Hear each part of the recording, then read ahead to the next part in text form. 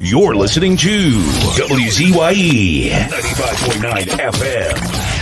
You are listening to WZYE 95.9 FM, the most influential name in Caribbean radio in the tri-state area.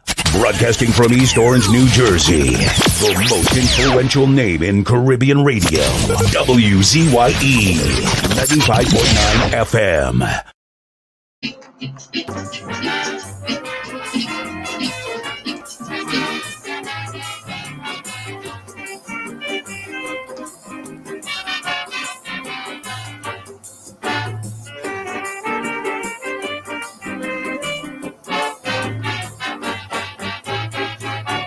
You talk about a place where the people are carefree living.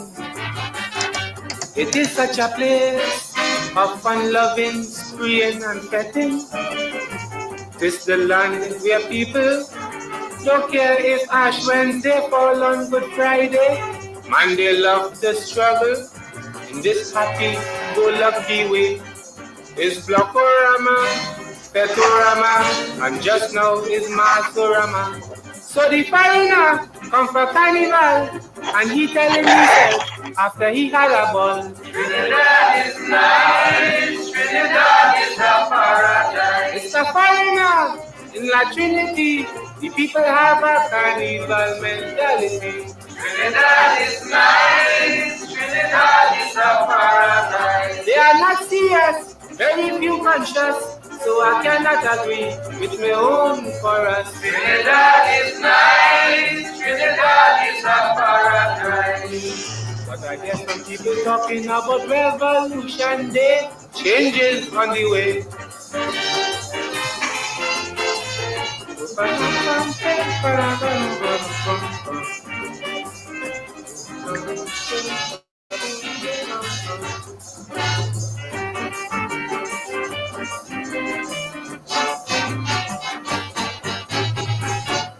They're born in a land, the better part is controlled by the alien. They fill the pockets of Portuguese, Chinese and Syrian. Trinidadians is who should own land. Now is the time to make the land their possession, for their sense of taste to just trace. So all them fancy showcase. So the businessman, he blow the mind, and his dollars, them got to find. Trinidad is nice for men like Sabda, Topolani, Maraj, and YD Lima. Trinidad is nice, Trinidad is a paradise. Business expanding, more banks they building, so it's the capitalists and them who should sing. Trinidad is nice, Trinidad is a paradise. And like the slave masters want to bring back the whip, and the chorus singing like they on a trip. Trinidad is nice, Trinidad is a paradise. But I hear my sister talking about revolution day. I am on the way.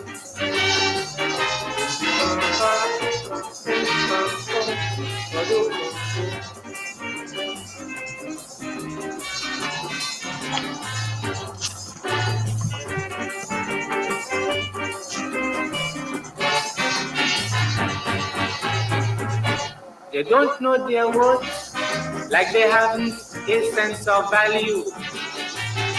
They don't know their rights, even that they cannot argue. 750,000 people cannot get up and do something about this trouble, but to plan for the next holiday, to get their lives away, and forgetting that they own the soil of which their foreparents toiled. For the people who found the constitution laws, for the oppressors and foreign investors. Trinidad is nice, Trinidad is a paradise. Amoko and Shell business did went swell, on your oil them foreign parasites dwell. Trinidad is nice, Trinidad is a paradise. Yet the song I sing, like if I hear the chorus singing God save the King. Trinidad is nice, Trinidad is a paradise. But I hear my brother talking about revolution day.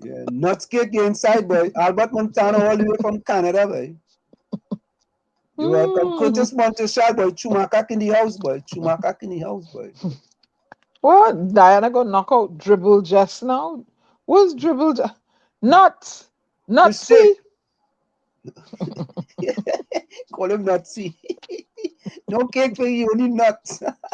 Yeah, I got knock out the Stuart Young variant to Keisha. All Yeah, them variant. That just stifling the poor people in Trinidad and yeah. Tobago. All you My need to dog you drink. inside, boy. My dog inside. You inside my dog. You inside. You inside. Yep. Inside. Run DMC. Haley. Haley, good night. Good night. Raj V, boy. Raj V inside, boy. You inside. Mm-hmm.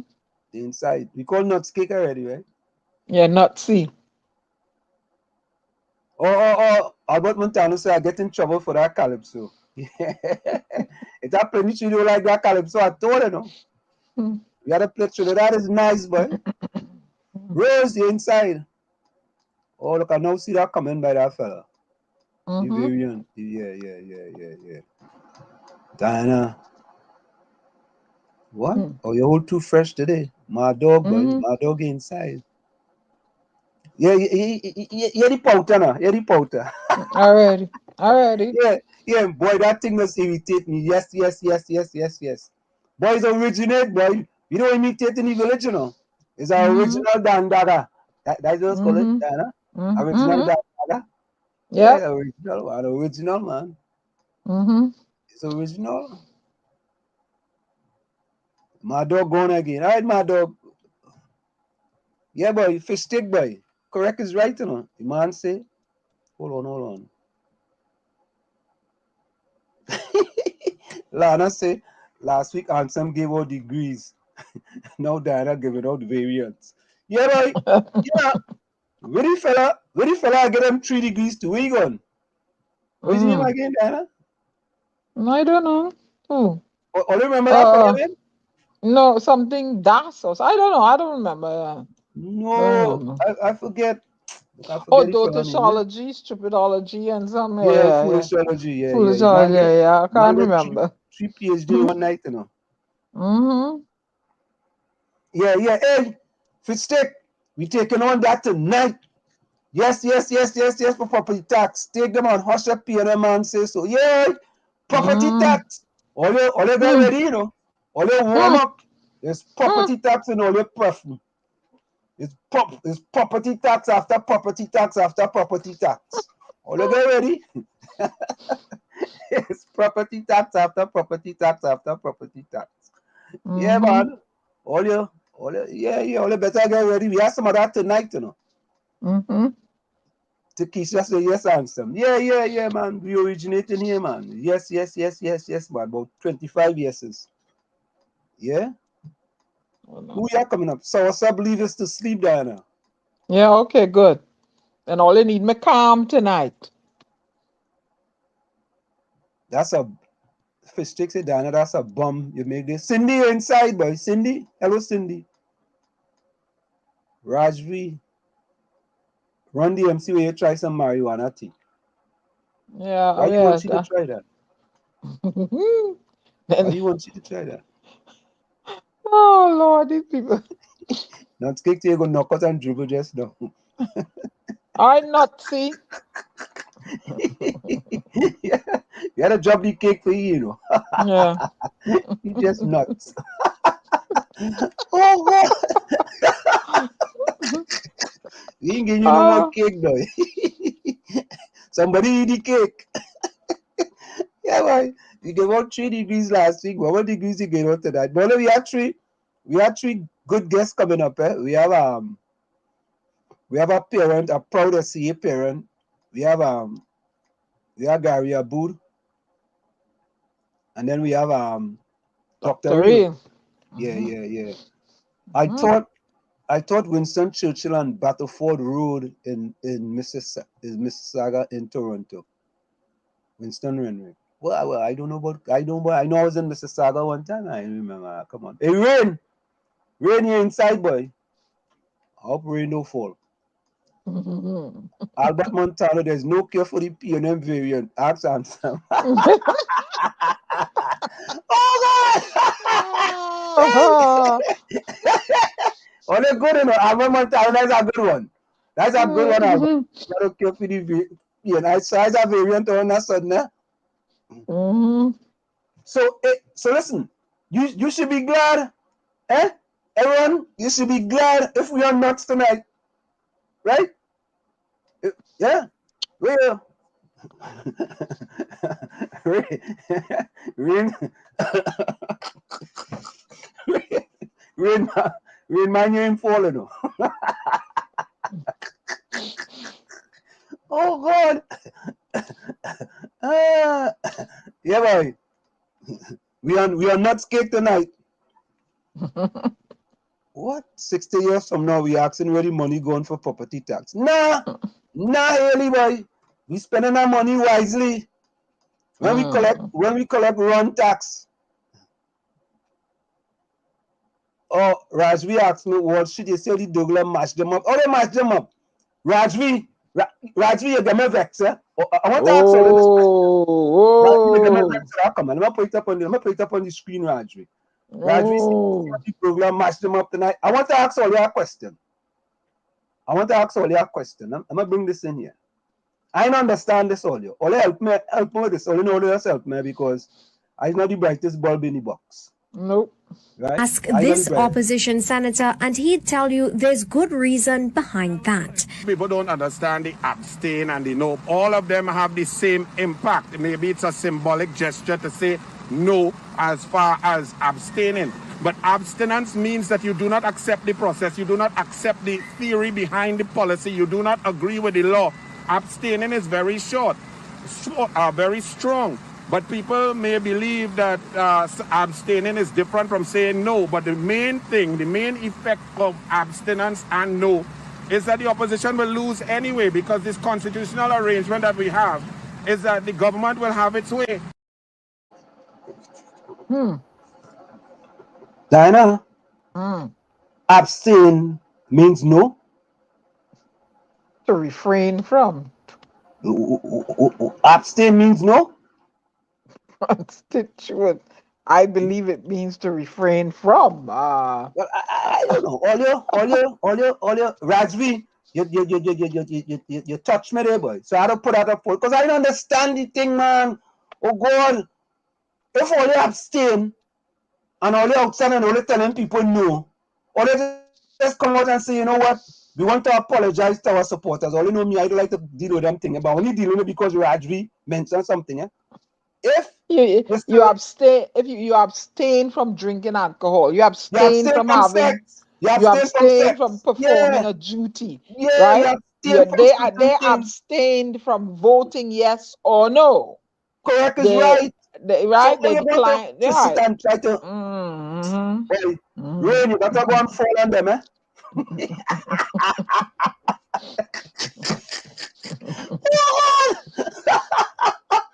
Oh God! Well, yes, but all you know, all the community village. I say Wall would have said that. What is that one, Rajvi? I say Wall would have said that. Let me go back. Hold up. Somebody said they're refraining from Guinness. Lana says she's refraining from Guinness. They're changing the dictionary. Yeah, Rose. All they trying to change the dictionary, man. What is that? Yeah, just say no and done. Oh, look at this. Fishstick says this. Fishstick says, and some I disagree with Rajvi. And then Roberts went to the parliament that he was on his UNC show ranting. I didn't see it in all the tell me. Ron saying he pay no tax. Oh God, no degrees tonight. Answer, I have a question though. Go ahead. Right. Sometimes I sit and I wonder, right? What are the duties of an MP in the government of Trinidad and Tobago? What is the duties of an MP? Yeah. I would say, not looking at the constitution and everything, Antonio Malcolm, welcome. I will say, as a MP, a member of parliament, and those people vote for you, is to make sure that there are people in your constituency gets the things that they deserve to make the constituency better. And if you are serving them 5 years, after 5 years, that constituency, wherever you are, should be a better constituency. So you are there to serve your constituency as a member of parliament for that constituency. Well, that's what I would say. you kind of, you let them off the hook too easy. In my opinion, and I am never, I may be wrong because I don't like to be, like, oh, I'm right, I'm high almighty. I believe that the members of parliament in the sitting government, the establishment, they're failing their represent. They're falling short in their duties. You know why? Because not all of them though. Not all of them. Let me finish on, then you could take me on. Okay, all right. Look at the road system. Look at the populous part of some of the populace, how they live in, right? In the democratic form of governments, right? You're elected of the people, for the people, by the people. I believe the member of parliament, your duties should be first to the nation, second to your constituents, and third to your party. But I find not as a member of parliament. But to me, as a member of parliament, but Diana, the whole nation don't elect you, you know. The nation elects the prime minister. The constituency elects their candidate. Right. So to me, if your constituency, I'll tell you why. I'll tell you why. Your constituency. I'll tell you why I say that. Why it is then you and I can't go and run for member of parliament, because we are citizens of the United States. So that is why I said. We have right. Citizenship. That's why I said. That's why I put the nation there first. Right. So they want you to prove that loyalty. Right. Okay. Good. You prove that loyalty. Then you to your constituents. They are the ones that got you there. And then, but I find in Trinidad and Tobago, I don't see these operating at all. Everybody is for self. Yeah, I'm looking at the road system, and you see them posting videos on social network, and the collapsing. Yes, people, I understand, the global changes, global warming, and etc. But what are the MPs? That's part of the MP's job, to take care of their constituents. Somebody is dropping the ball. I am not telling you now that they should mind them, and I should make them wards of the MPs, but it is part of the MP's responsibilities to make sure that your constituents are faring well. Yeah, but Diana, if people in the constituency, right, are irresponsible, that's not the MP job to make them responsible. Granted, but what about the whole total? If the MP took care of the total infrastructure, then those that are falling by the wayside will get their act together and get on the bandwagon. But if the whole constituency is falling apart from the core inside out, hello. What do you expect? I think you put in too much responsibility on the MP. No. I believe it should be first to the nation, then to the constituents, and then to the party. But in Trinidad and Tobago, it's too much party, self. Tell me I'm wrong, and prove me I'm wrong.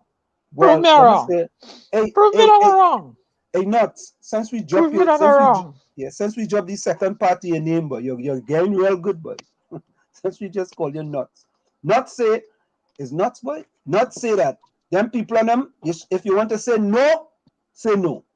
If you want to say yes, say yes. Don't go in there and waffle. They went to the Waffle House. They go into the and all your. Oh. So Diana, let me get back. Diana, you see me? I think, Diana, you are asking the MP to do much more than an MP. People have to do for themselves as well, right? And the MP is there to maybe enhance what they are already doing. If you ain't doing nothing, you expect you want the MP to come and help you, and you ain't doing nothing. You ain't doing nothing to help yourself. So then, what were you supposed to just leave them and let them languish and disappear? That is your constituent and squat. So you But want a no, freebie society. That's what you want. A no, freebie no, society. I do You want not. them to But handouts. That's what you want. no, I do not. No, I do not. But what is their responsibility? What is the constituents' responsibility? What's their responsibility? Can I finish? In the constituents, you have children who cannot fend for themselves, and they become casualties of an individual who is unable to provide for them. And perhaps the MP can get involved there and uplift this person somehow, offer them some sort of, I don't know, entrepreneurial effort. Diana, no, I know where you're going. If I decide to make 20 children, I know where you're going. No, I'm asking you a question. Is a question. If I decide to make 20 children, right? After the first 5, don't you have to have some responsibility too? Of course. Don't you have to realize that after 5, if I keep on going to 10, and then I go to 50 and go to 20, at some point in time, I ain't going to be able to mind all of them? However, Anselm, however, the problem persists if you do not capture those children and wean them away and show them a way out of the situation they're in. You cannot just leave the children. The constituency responsibility. Where has the responsibility? The children can't help themselves. But when is the parent responsibility? The children cannot help themselves. Who are their advocate? You have 5 children. You can't help them. And you're going to have 10. I hear you. No change. Anselm, I hear you. I hear you loud and clear. Come on, man. Right? And I come from a background where I saw the same situation and I made choices that I will not end up that way. Perhaps the individual does not have the capability to make the choices. Someone else is the government fault? That's the government fault? But you making wrong choices? But the government can go in there and assist her to get out of that situation. But listen, I'm not talking about mine her forever, I'm talking about weaning her, getting her into a situation where she no longer needs a fish from the government. That is what I mean. Diana, when you get to 5, and listen, I speaking truth to power, right? You know, as a choices, right? The choices. Your circumstances may determine who you are, but you are responsible for who you become. Yes, I believe that. If you put, listen, my mother had 7 children. That's all? Yeah. After 7, she realized, you know what, boy?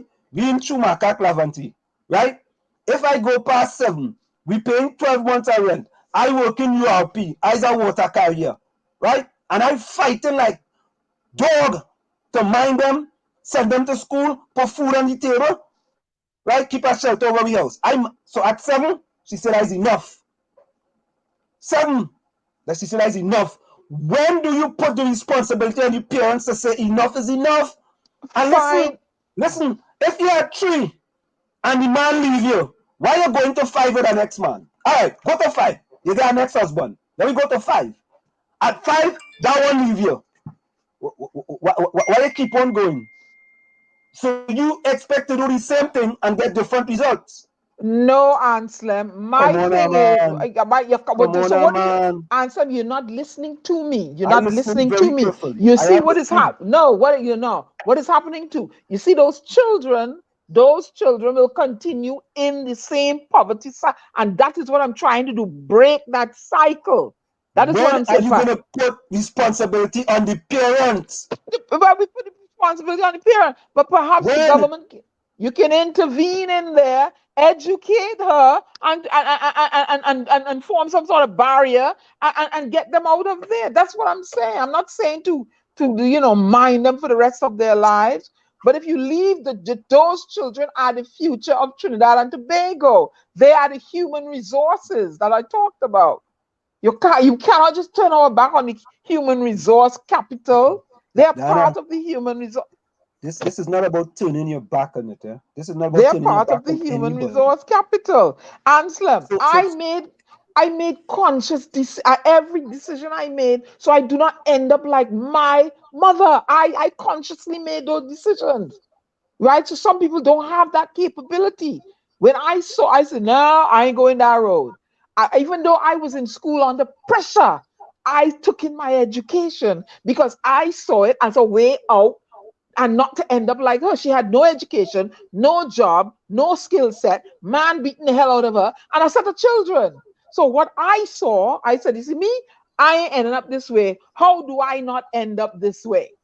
And I made a conscious decision. And let me tell you, plenty boys come after me, plenty men came after me, but I constantly, every choice I made in my life, I said, no, we ain't going down that road. Ben Skin going and get her education. I going to find me work and put money in my account. Because when you're ready, when all ready to turn, kick and lash and thing, I either going to end up in Golden Grove or you going to end up 6 feet on the one, two. Right? So I made conscious decision, but there's some people that don't have that capability. What if I didn't have the capability? I probably could have gone down the same road that the woman that bore me went down. I could have. But I made there's something, the children, that's what I'm trying to do. There are children in there that look at it and don't want to go down that road. So we cannot give up on suppose people to give up on me. You would have not been talking to me today. I probably would have been a drug addict. I probably would have been by the Coach Drive, by Crep Junction, because I'm vexed with the world, because everybody treat me bad. You know, the abuse I endured and stuff. And I could have blamed the world. And I could have been using a needle. I could have been selling saltfish, dancing on a pole or something. Right? That's what I'm trying to tell you. Don't give up on the children.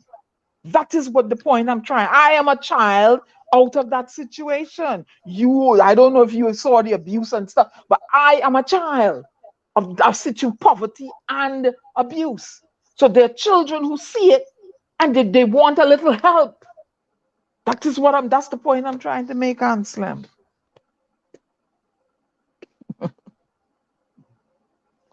Well, Diana, Cindy, yeah, we are gonna have calling sessions. A lot of people calling for us. A lot of people now are asking us that we have to have calling sessions. We're definitely gonna have calling sessions. We have to have that. Absolutely.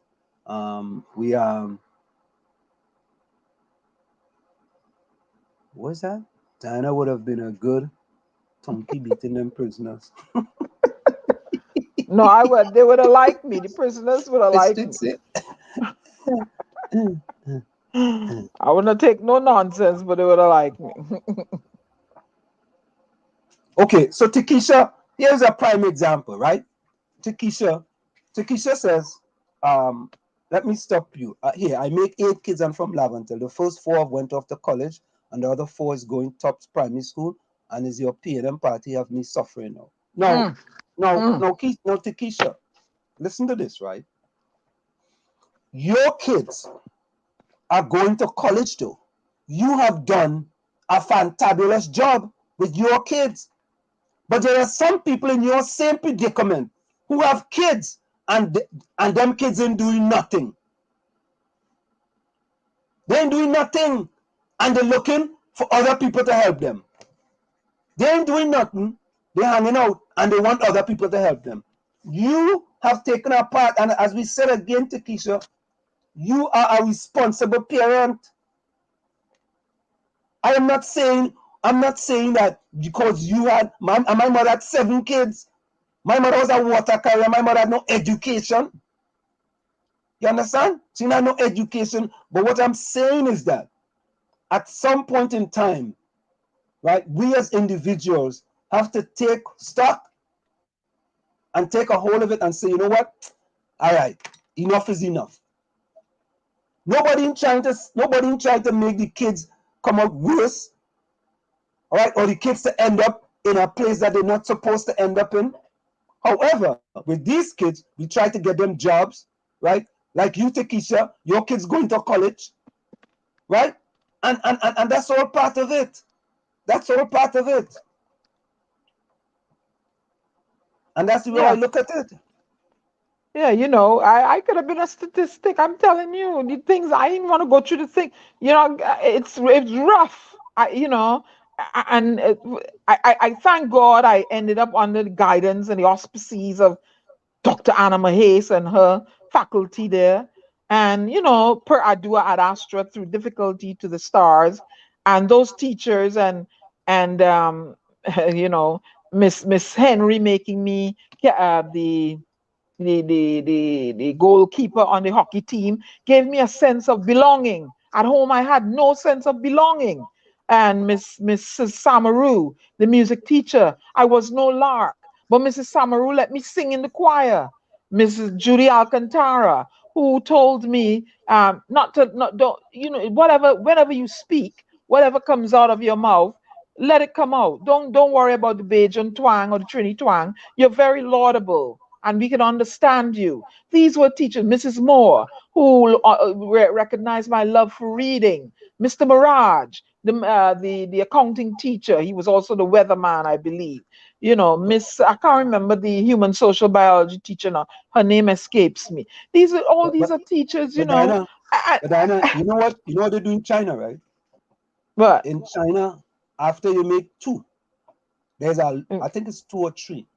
That is it for you, they allow you 1.5.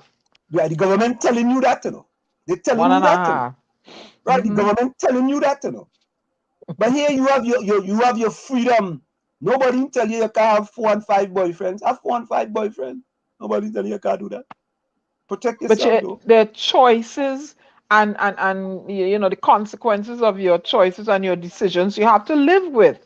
And I made choices and consequences of my decision. One of my main choices in life was I was afraid of bringing a child into the world because I did not want my child to suffer any abandonment by its father the way my father abandoned me. I was afraid of that pain. My child Diana, feeling that pain.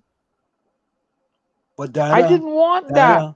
Diana, you could have. Diana, I grew up in a single house, single family household. My mother was the head of the house. But Right? Anselm, you And had what I love. said, but even though when that, you went to your father in Roxborough, he never reject you. You don't know what rejection is from your father. Trust me, it's a terrible pill. I'm not talking about your experience because I don't know what your experience. I don't know. Thank you. I cannot. I don't know what your experience was like. All right. That's why I cannot tell anybody about their experience. But I can say that the things that I saw happen to me or happen in my family, I said, you know what, man, I'm going to do better than that.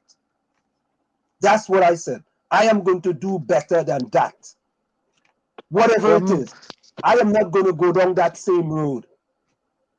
My thing is, I didn't want no man putting his hand on me, number 1. I didn't want no man coming Friday evening pelting no money at me, number 2.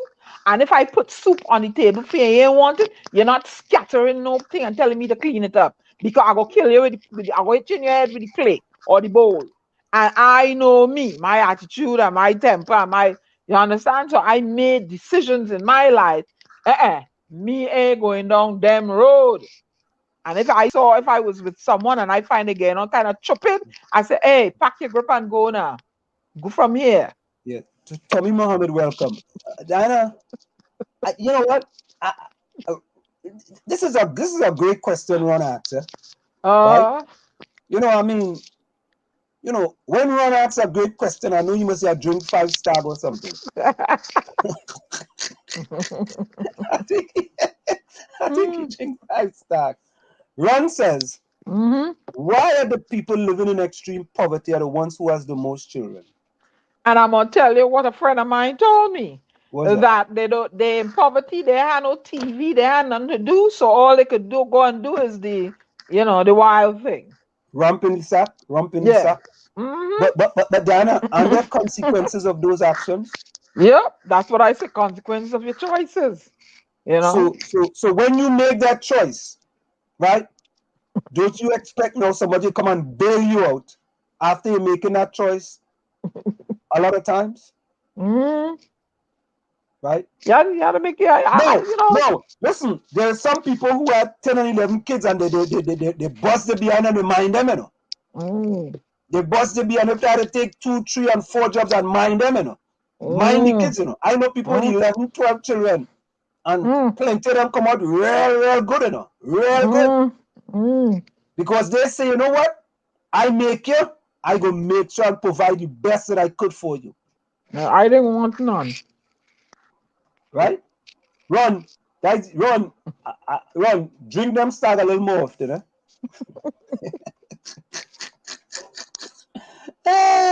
And as anybody come around me and talking about baby, I should tell him, hey, Yeah, Albert Manzano says, I came from a big family, but both parents came from business family and we had business all our lives.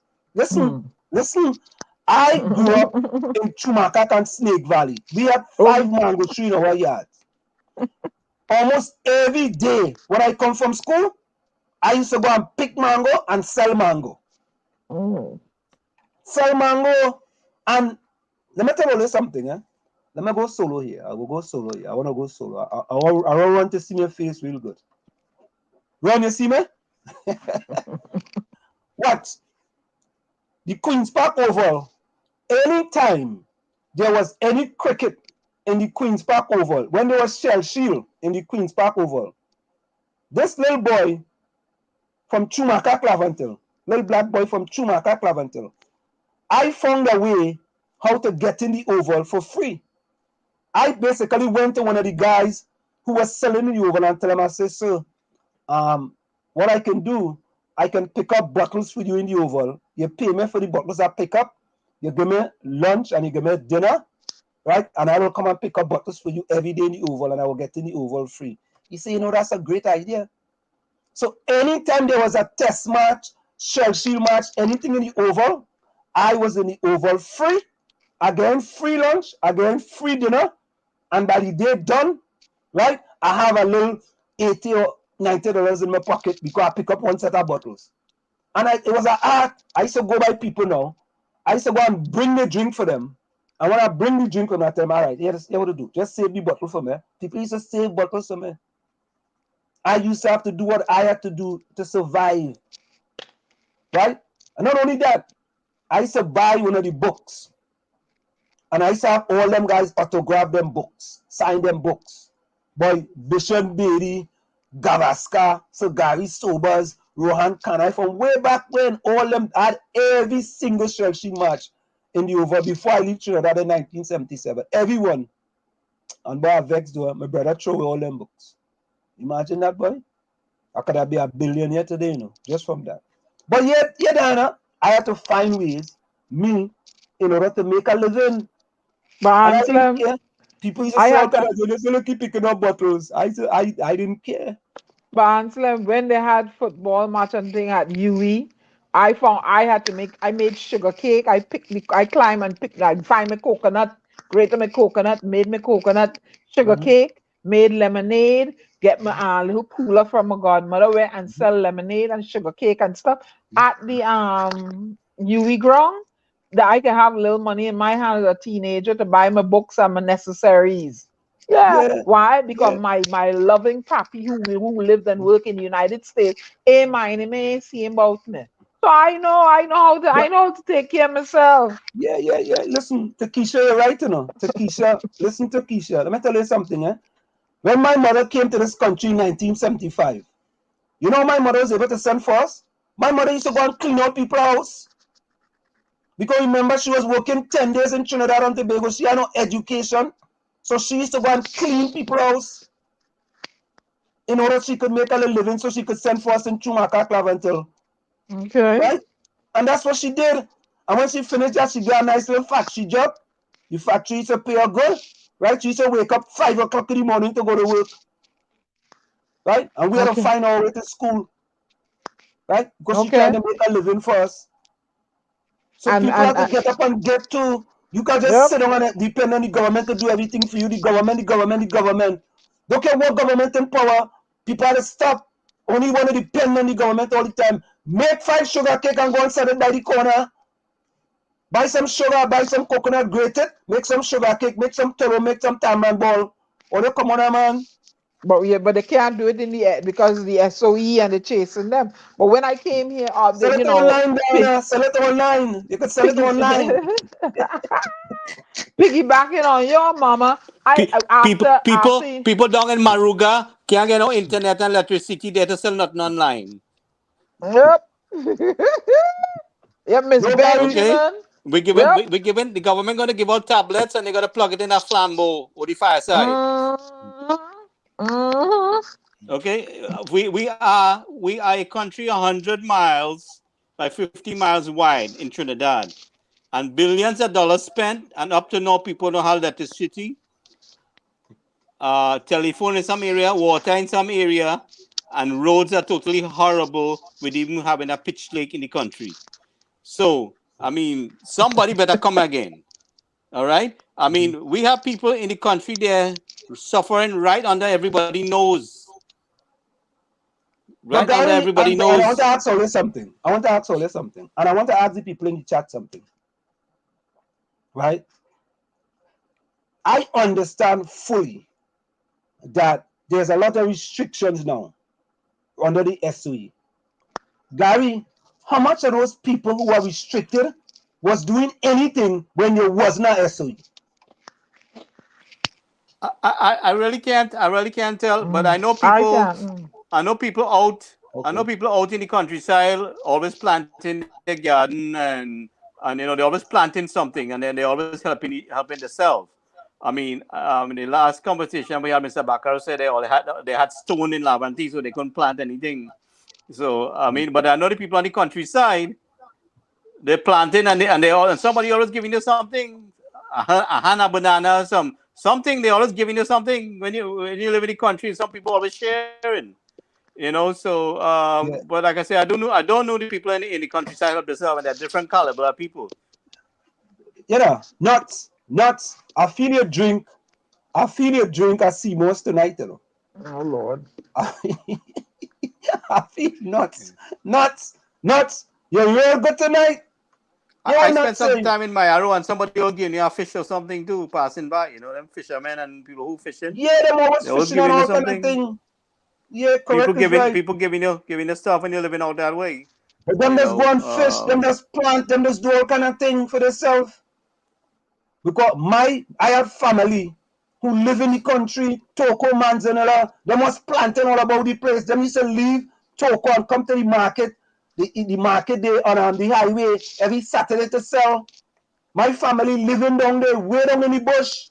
Them used to come down there, right, to sell. What? The all kind of thing, right? Not you're right. World's trying to say everybody got to work together. Correct is right. We got to work together. We can't work you over so. I want to help you, but I don't want to help. I don't want to give you a handout all the time. I'm not saying that people want handouts. I'm not saying that. Most of the people don't want a handout all the time. They want a chance in life to help themselves. I mean, if they're in a bad situation, yes, we give them a hand. But most of our Trini people are not people to live on handouts the rest of their life. They're not that type of people. I mean, at least the ones I know. Entrepreneurial spirit. They have an entrepreneurial spirit. They have some ambition. They go make a little hustle. They work a little PH. A man go try this and try that. But so folks, we have Gary in the background. You want to bring him in? Bring him in. Gary Aboud. Yes. Don't waste no time. Bring him in. Let's bring him in. Gary. Hey guys, good night. How are you going, my friend? Good night, Mr. Aboud. Good night. So, as you know, it's in the village with the DAG triplets. We have with us Diana, who is considered to be the Storm. We have me, I'm Anselm. I'm considered to be Flash or Wall Street. And we have Gary, your namesake, who is considered to be the Phantom. So we welcome you back to Indie Village to the DAG Triplets on WZYE 95.9 FM, and we are glad that you are back here with us. Gary, before we get into what we want to get you into here, we want to bring you into this discussion here because you might look at this, you look at this from a different lens, so to speak, right? And we just want to ask you before we get into, we're going to talk about the spill and what's being done to clean up and so on and so forth. right? What is your take on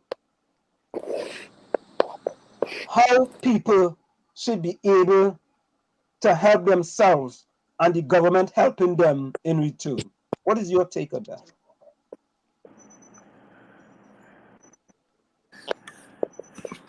That's a big question to start.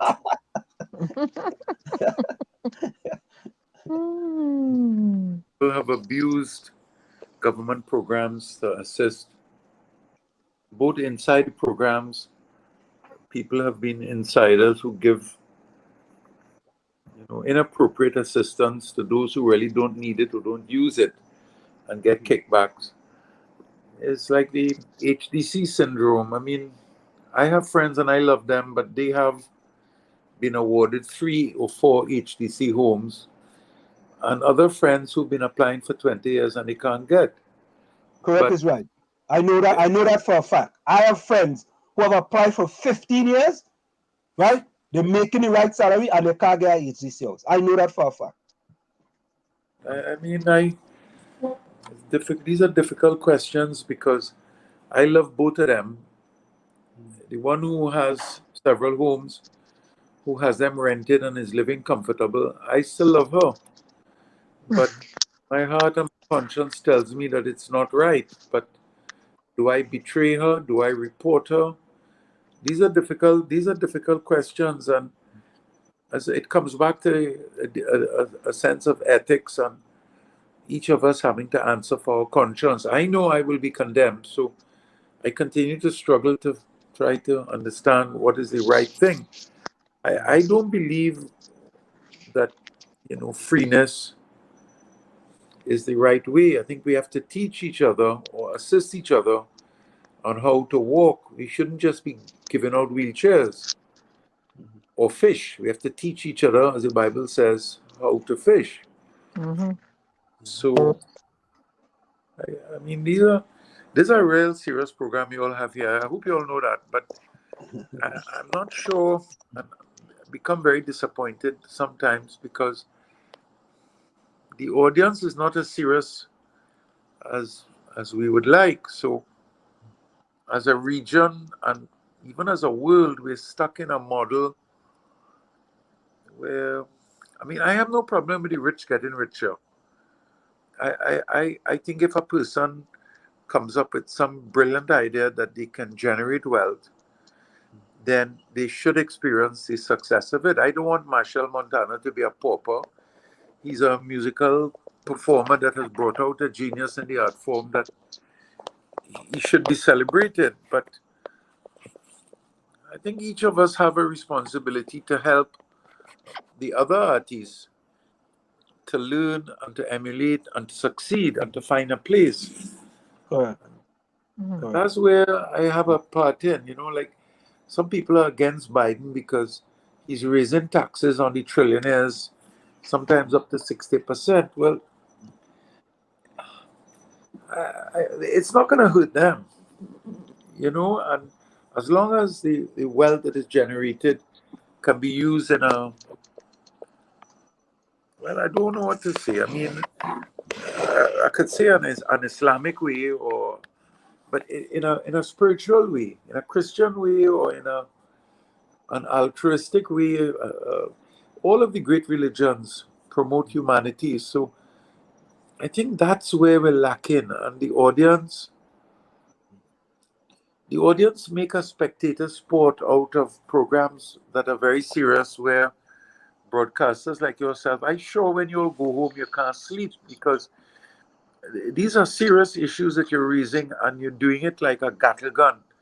So you do something to your mind that, I mean, it must take some time to unwind. Even me, coming on these programs, I stay up until 2 o'clock because I get so worked up. But I just kind of feel disappointed that the audience doesn't get as worked up as well. So, because we need change, we need to correct this society. We're losing the battle for goodness in every way: ethics, morality, public accountability. Poverty is increasing, hardship is increasing for some, and there's an escalating and widening gap in the wealth of some. I mean, I have a Well, business. let me say this. Not cake.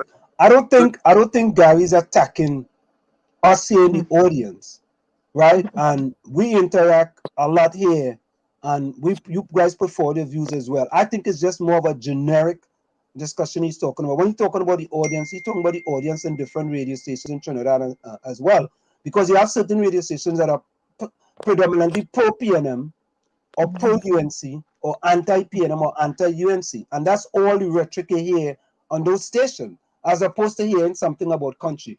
But folks, it's about 7:58 p.m. Gary, we're gonna go for a quick station identification. Stick and stay, don't go nowhere. It's in the village with the DAG Triplets on WZYE 95.9 FM. Of course, we come to you every Tuesday, Thursday, and Saturday. And we have with us in the village tonight, Gary Aboud from Fisherman and Friends, and he's gonna talk to us. We're gonna talk about the oil spill. We're gonna talk about the cleanup. We're gonna talk real thing here in the village with the DAG Triplets and WZYE. So stick and stay, don't go nowhere. We'll be right back after this short station identification. You're listening to WZYE 95.9 FM. You are listening to WZYE LP 95.9 FM, the most influential name in Caribbean radio in the tri-state area. Broadcasting from East Orange, New Jersey, the most influential name in Caribbean radio, WZYE 95.9 FM.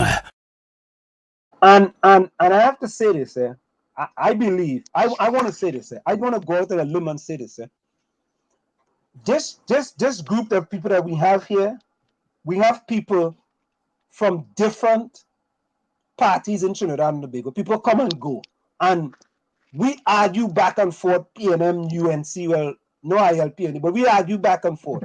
But we keep it very respectful, and people know that when you come into the village, we try to give as much a balanced view as possible, right? And listen, I tell everybody I'm a supporter of the PNM, right?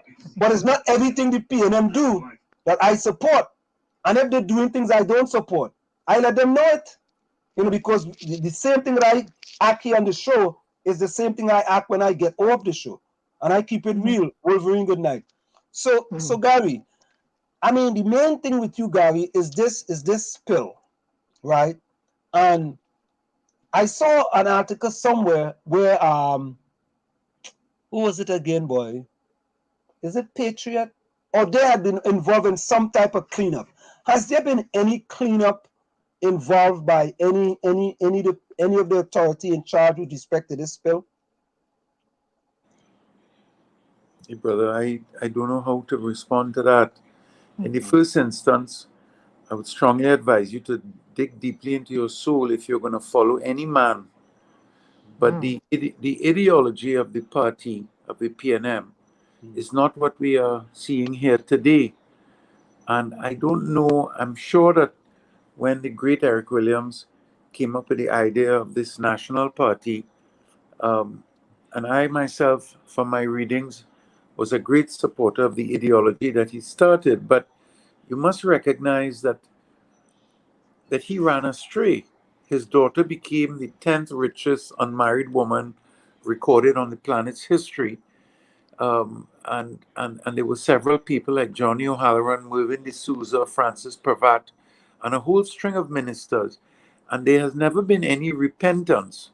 So nobody has apologized for the trillions and zillions of money that was given away to the foreign extractors of oil and gas, nor in the inflated contracts and the fact that the whole tendering process for medical supplies and a whole string of supplies has defrauded this nation of 90% of its wealth.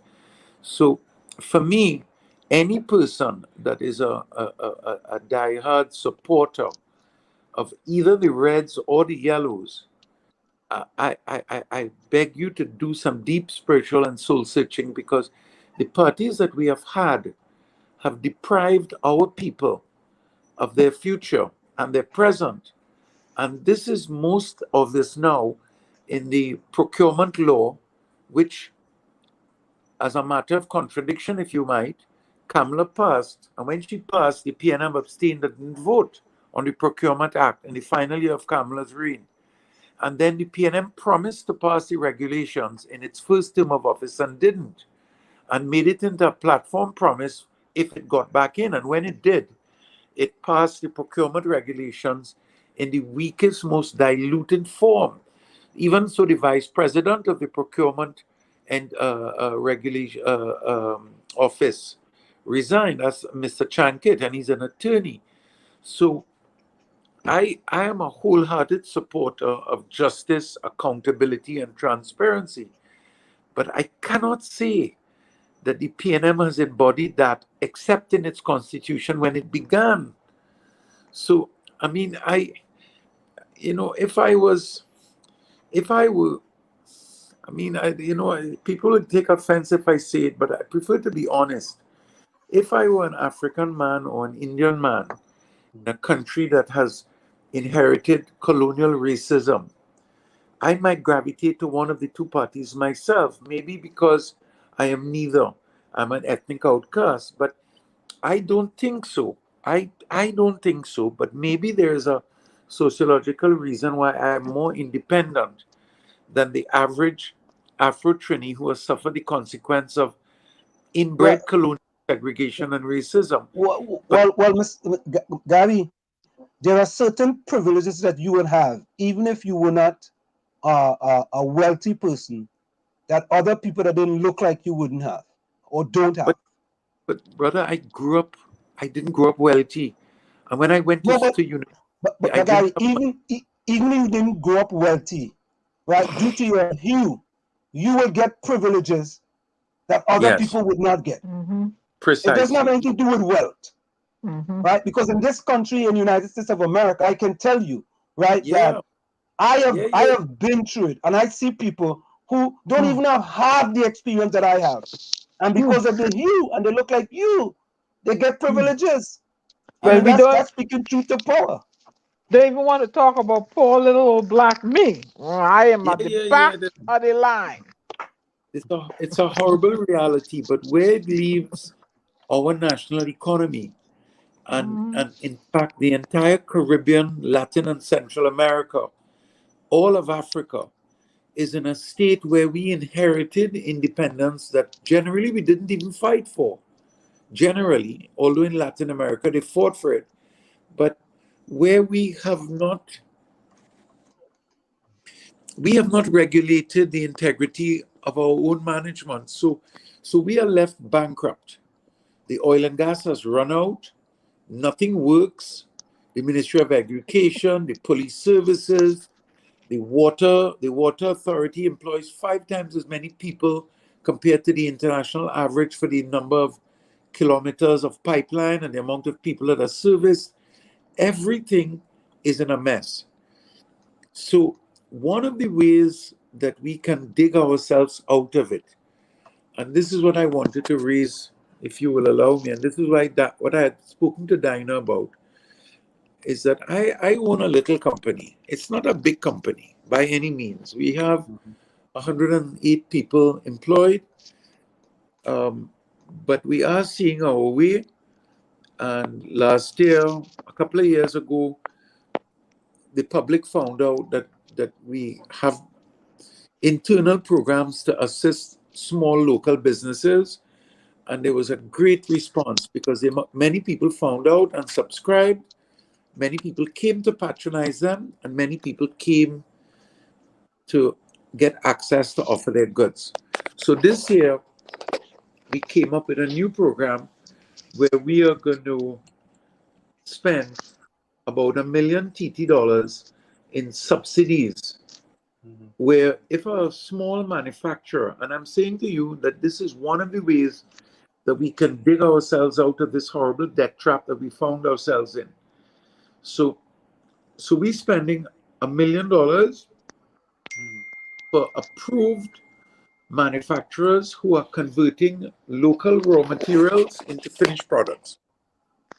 And there's a string of criteria that they would have to satisfy. Of course, you wouldn't want anybody who's before the court for murder or who has a pending larceny or charge or has been convicted for larceny or something. You don't want a convict. but you want somebody who has a product that you feel confident that there's a future for the product. It could be something as simple as my friend who is actually a chef, a qualified chef that has been dislocated because of COVID and has started making the most unusual pepper sauces. And I am a pepper sauce, fresh pepper man all my life. And her peppers are unbelievable. So a program that what we have started, it's called the Young Entrepreneurs Subsidy Program, the YES program. And why I took the opportunity when Diana asked me to talk about it, which I only put it to her because I'm so excited about it. The YES program would be like, let's say John Doe is a farmer and he produces cocoa, and his daughter makes the chocolate that we make the cocoa chocolate with. The cocoa to drink. Mm-hmm. And the daughter comes up with a concept that if she mixes the cocoa with ginger and something else, she can create a new flavor of cocoa. But she doesn't have the money to buy the machinery, or maybe she's operating in a domestic environment where she only has limited resources of blending or refining equipment.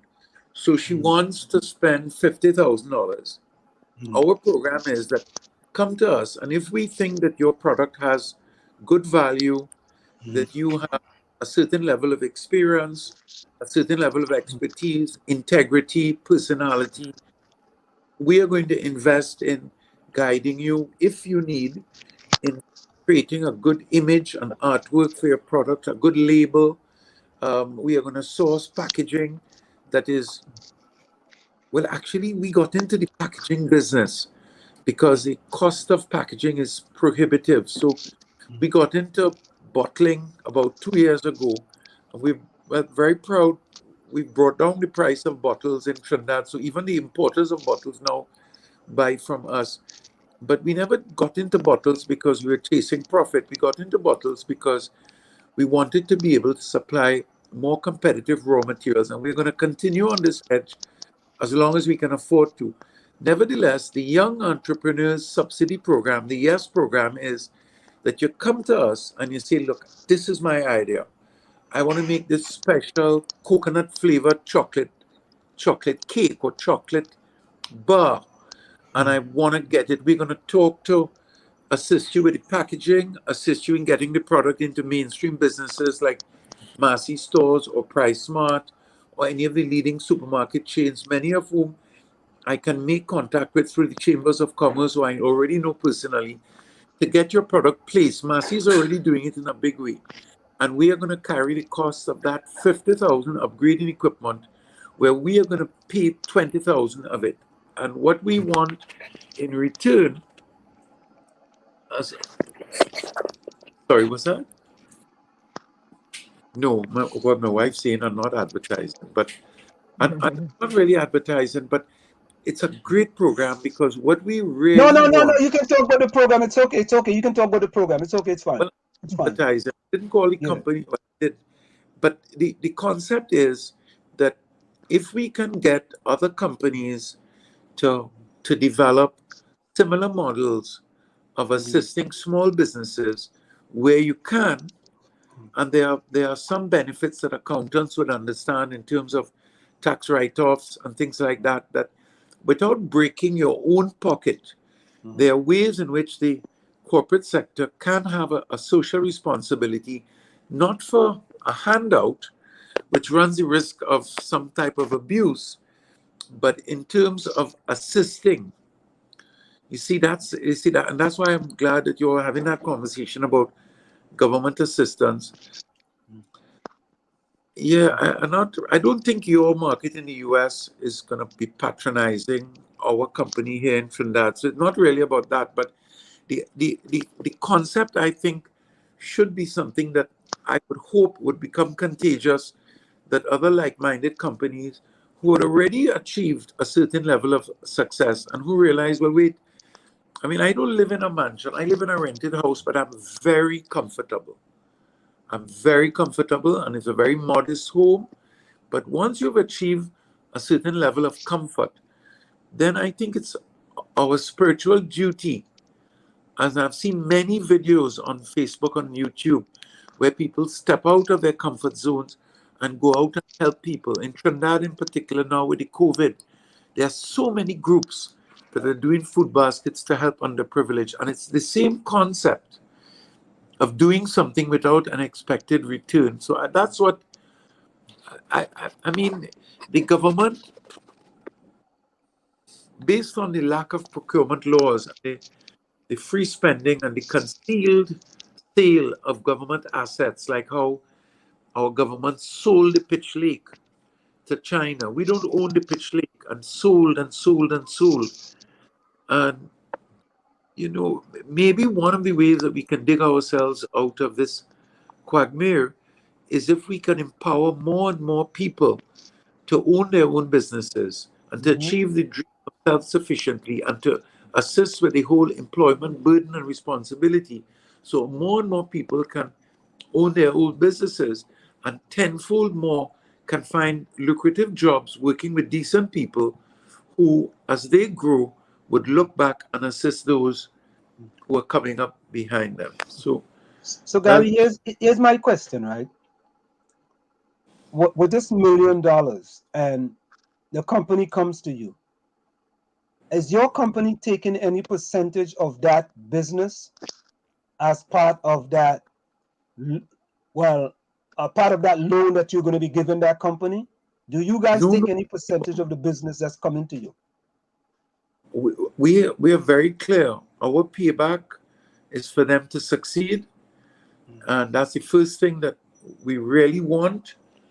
I'm 62. When I'm 82, I want to see 100 or 200 or 300 businesses doing very well and growing, and young people coming up behind them and they helping other people. There's no commercial financial payback for us. Absolutely. I don't need, that's not what it's about. All right, no, that's good to know, because you know some people may want to think that, you know, when you're doing these things, you know, people always, you know, they might want to ask this question, but whenever you come into the village, we keep it real and we ask the tough questions. You know, we have the real questions. So that is good for people to know that. And somebody may say as well, Gary, is that a person who may have gone to prison for some cause that they actually didn't do, and now they have a record. However, they now have a business, and that business can be a good business, and with a little hand up, they can be a very successful entrepreneur. It seems like you have taken them out of the mix. Well, I'm working with a committee. We have an internal committee, and I'm on your side with that. I even think if a person has a charge before the court or a conviction, regardless of what, that they should be, I'm still fighting for that one, but it's not over yet, because we got about 500 applications and we had to put out a post asking people to stop because it's too many applications. I mean, we're going to have a second batch. Hopefully, our budget is an annual budget. So our drive is to invest $1 million a year as long as we can afford it. Now, that's a kind of touchy statement, because if we don't have it, we don't have it. But we had a good 2020. We had a good 2019. We can afford to do it in 2021. 2022, we don't know. I mean, it's difficult, but it's our intention that if the company continues on its stable growth, that we do it every year, and even grow. If the company grows, it will grow. But there's no payback. I mean, one of my co-workers is asking that we should offer them to sell their products, that if they want, that, you know, we could carry the product as part of our collection in our internal businesses. We have two retail outfits, but that becomes a little complicated because we may not be the best distributor for chocolates or some specialized coffee or something like that. Right, understood. We may be able to sell it for them. Right. So that they give us for $10 and we sell it for 13 or 12 or 15 or whatever. But that's really not the motive. No, and we wouldn't be able to distribute sufficient I mean, a person producing pepper sauce, they want to produce 1,000 bottles, 2,000 bottles a week. So we're hoping that we'll be able to tool up these young entrepreneurs, that they'll be able to, perhaps in Connecticut, Diana could get something special because Why you always putting me in stuff, like Gary? I because you wanted to told me ask you. yes, because I Diana, asked you. Let me just But you ask. know, Let me ask Gary this there was an question objective. before the chat shows up. Oh, Gary, let me just ask Gary this question. It says, does Mr. Aboud think that now is the best time to introduce property tax, considering that we're in the middle of a pandemic? I'm totally in support of Dr. Rowley. I'm totally in support of Dr. Rowley in his 2009 statement when I think Kamala was in power and she was talking about the property tax. And he gave a statement about the difficulties of the economy and the international collapse of 2008 and it not being a good time. But I find I can't understand it. Can't understand that. I don't understand how. I find it's unconscionable. The 30% of the economy is crippled, and I mean, let's say 30% of the economy works for the government, and they haven't been hurt at all because they've been drawing their full remuneration. 40% for the private sector, and of that 40%, 20% are hurting. And then you have 30 or 40% of the population who are working for the private sector. They are suffering because they're facing a major inflation. I mean, even in the US, everywhere in the world, we are facing a between 10 and 40% inflation in 1 year. So for the average working class person, that is excruciating. Now, for the middle class person and the lower middle class person, mortgage, you don't want to burden them. You don't want to burden them anymore. Many of them are already on the brink of losing their properties or at risk of losing their properties. I don't think it's the right time. And even if he wanted to create a tax or create revenues, perhaps he should lift the subsidy for the $100 or $200 million in sports cars that members of parliament on both sides and permanent secretaries and consultants. Why not stop the freeness of all the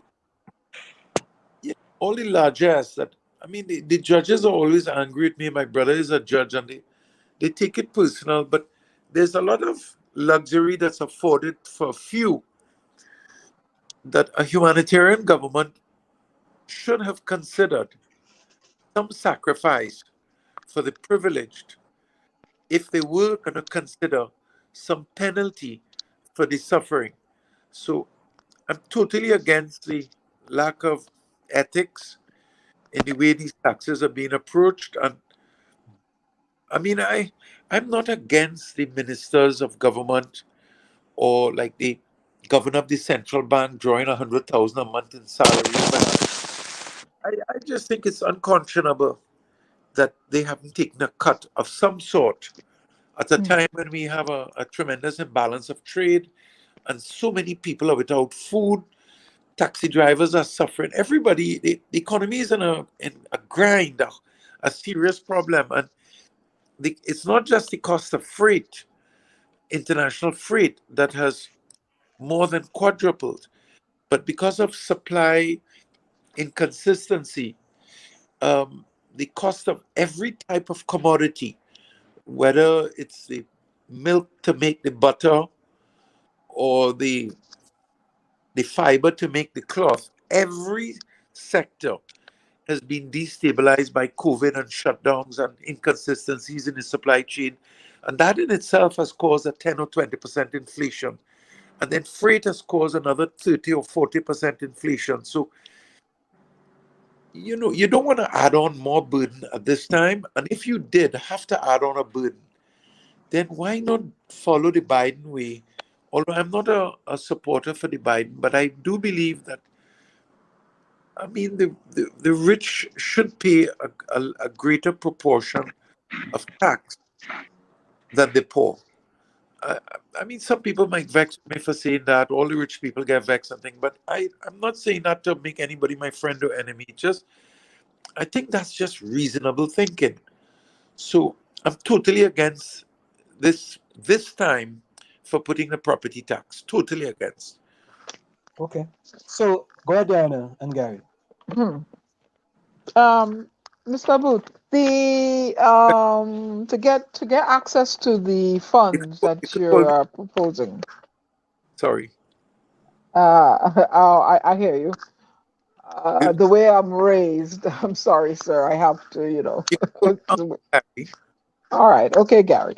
Who is that? Um, Oh, yes, Diana. okay, Auntie Diana. The is a business plan required for persons seeking to access? Yeah, we ask people to write a business plan, but it doesn't mean that if a person hasn't had a high school education, Mhm. that we're going to discriminate against them, that they don't have the ability to write a business plan. But if you can't write a business plan, then you need to be able to explain it verbally and or show that you have some experience. Because quite frankly, Diana, I studied political sociology at university. I can't write a business plan. I can't. So, but I can do business. So, if a person can show some astuteness, then that is as good as the business plan. Mhm. And early in the program, I asked Anselm, what do you think the duties of an MP is in Trinidad and Tobago? And we kind of argued on it, amicably. What are their duties and what are their responsibilities? Can you elaborate on that? Well, I don't have a good example of any MP that I could refer to, but from my limited knowledge, it's to be able to understand the needs of your community and to so represent them to the best of your ability. Basically, that's it, to be there for them. I mean, we have some people that do some work, but So if there's a suffering constituent, because of the choices they made or not, the MP should be involved in alleviating that suffering of that constituent. Yes or no?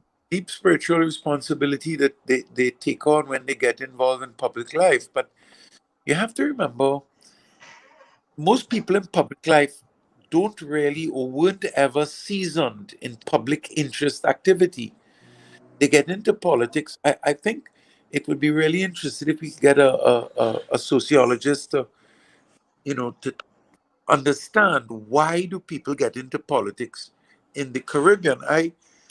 I shudder to tell you that most of them get involved for all of the wrong reasons, for fame and fortune, which is not what it's really about. It's about public service and being there for your beloved members of your community. And yeah, we need to re-understand or reinvent what we do and why we do it and where we're going forward. But Diana, I really am. Sometimes I'm suffering from. As you see the society in Trinidad and Tobago, and I am from Trinidad and Tobago, I always brag about emerging from extreme, challenging circumstances, and the choices I made are what landed me where I am today. And I always tell people, you're responsible for your choices, and there's a statement that Anselm make, your circumstances may not determine, correct me, Anselm, Your right? circumstances may determine who you are, but you are responsible for who you become.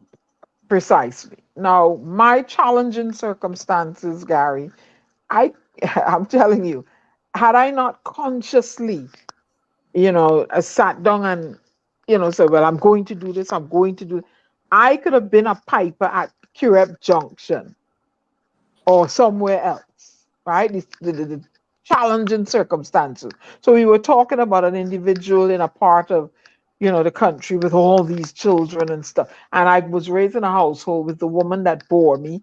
She had me for someone else, and she married a guy, and she had a lot of kids for him, and he would beat the living hell out of her. And I saw this as a young lass, and in my little head, I correlated, well, no education, marrying a man, and then all that equate to cut ass and pregnancy. And I say, see me, nah, me going on that road, I going on a different road. So I made a conscious choice and decision. I am going to methodically do these things to make my life better. Right? What do you say? How? Because I had, no one helps the parent. Okay, the parent made the choice, but if you don't help the parent, the child becomes a casualty of a decision that a parent made. She had all these children, she can't take care of them, she's being beaten by this man, right? But for some reason, as I said, I landed at St. Augustine Girls High, and I saw Anna Hayes and these people pounding in my head on what I could do, right? And then I saw the outside world, Billie Jean King and these women. And I don't know if you know Tamara Dobson. She's a black actress whom I saw drive a stick shift, and she was an FBI agent, and she kicked some butt. So I said, yeah, I want to be like that when I grow up. So if we don't help and present certain positivity to the children, even though the parent may have made these choices, how are we going to get the family out of this quagmire? Well, And some American Hollywood certainly don't help. Even except for my friend, what's his name, Spike Lee. Generally, we swim in a sea of bad public images. And here in the Caribbean, I mean, we have a lot of very successful Afro and Indo people, but you don't see any publicity to teach young people, look, these are heroes. Both of my engineers, two separate companies, and both of them in their 60s and 70s, as black as me, as any Afro Trini can be, but nobody's celebrating them and telling their stories. They own their own companies and they employ people, and they totally first world, the best you could dream of, but nobody's recording them to say, look, this is who we are, this is who we can become. And that's a powerful point. We need to have images of ourselves. And I'm so old, I'm 62, but Spike Lee must be in his 50s by now. But his entire career subscribes to the idea of correcting these negative role model images that are so common in coming out of Hollywood, of these failures and these drug dealers and gangs, and that's but not. we're dealing with Trinidad and Tobago. What does the society, those in charge, how do we capture a female before she makes that mistake, or if she has already made the choice, let me use the word choice, to have all these children? How do we then, there may be a child like me in the lot who has connected the dots and says, look, I don't want to be like her. Somebody give me a chance. I don't want to be, how do you not make that child a casualty to continue the same cycle, Gary? Well, it seems to me here the role model that we're flooded with is the successful politician gets into politics, thief the treasury out, and retire in Switzerland with a limousine. God. To me, that is so common. I just think that is not a role model that we should be promoting. And they don't even need to promote it because it's so self-evident of their rise to fortune in politics. I don't want to call names, but a certain member of the opposition is currently building a 16-bedroom home. And I'm not going to say where, but 30 years ago, his wife came to me for an admin assistant job. So 30 years in politics and you're building a 16-bedroom home, it's an unexplainable volume of wealth that is acquired in local politics here that it just sends the wrong message. And I don't subscribe to it, whether it's red or yellow. And I think half the problem is beating that bogeyman, that race alliance. What we need is a rebirth of a ideological alliance where people can support others because of the ideas that they're promoting. And this whole question of the one loveness, this unity and brotherhood of man, which is missing because we're split. I was reading something recently that CLR James had diagnosed that Trinidad has 16 subsectors. 16. I'm talking about red and yellow as if it's 2. But CLR James categorized it as 16. So it's such a complicated myriad of fragmentation. And if we can't get over that, then we're lost. Barbados got over it. Barbados, to me, vote on ideas. So even though they try to destroy their most famous leader now because of her sexual orientation, people still bought into the idea, well, don't mind if she's gay, she's talking the right talk, she's a patriot, and I like her ideas. And so Mia Mottley I would vote for Mia Mottley to be Prime Minister of Barbados for life. Amen. Yeah, brilliant statesperson, everything she says. This whole thing of her COVID positioning, this question of tolerance, where she recognized that her country has been split by so many divisions that we've inherited from our colonial era, that she's not allowing COVID to become one more split. And here in Trinidad, all of the makings, they're saying that my God, last week, Sunday paper, the head of the child welfare unit says that if a parent does not vaccinate the child, it's the equivalent of a child abuse, and that the authority should have the right, or could have the legal right, to confiscate the child. I mean, what, they're going to create a civil war. And also, too, someone put out something where Dr. Eric Williams is not the father of the country. More divisiveness again. More again. So this whole, but this COVID thing, I don't know. I don't want to say that I have about 12 vaccinations that I've taken since I was born. But I'm not against the idea of vaccinations, but I'm not comfortable with this particular injection because the CDC and themselves have only approved it as an experimental emergency use. And I know people that get it sick. I know people myself. My friend died 2 weeks ago, 3 days after he took his second jab. He died. He got a heart attack. Died. Listen to that carefully. Wait. Let me ask a question, though. Let me ask a question.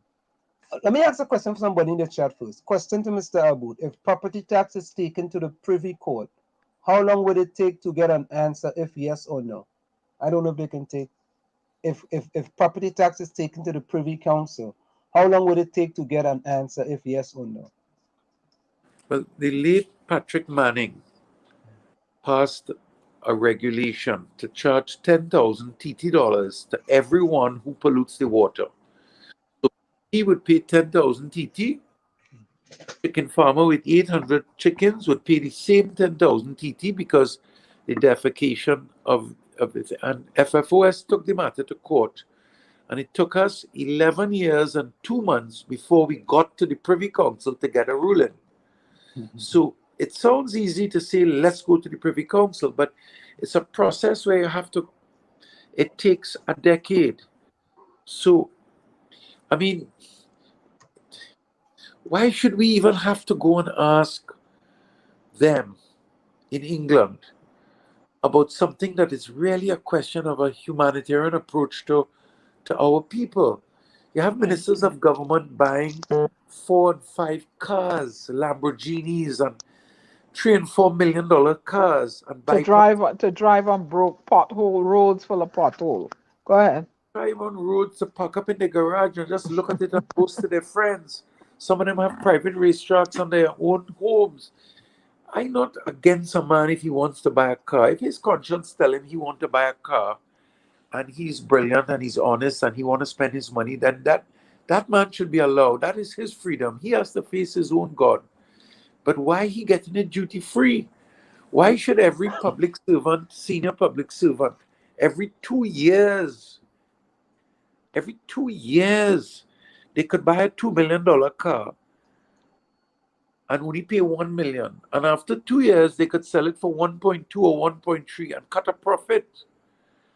And you come in to charge poor people a property tax. Oh, gosh, man. Gosh, even if you wanted to charge a property tax, do it for all the properties that are renting for 20,000 or 15,000 or 10 or higher value of property rentals. But the lower value of property rentals for average poor man renting a little apartment in the back of his house for $2,500, why are you burdening him with an extra $300 in tax? I mean, some people will say, but it's only $300. But is that man able to save $300? At the end of the year, is he able to afford all of the expenditures of living in an inflationary nation, inflationary world? So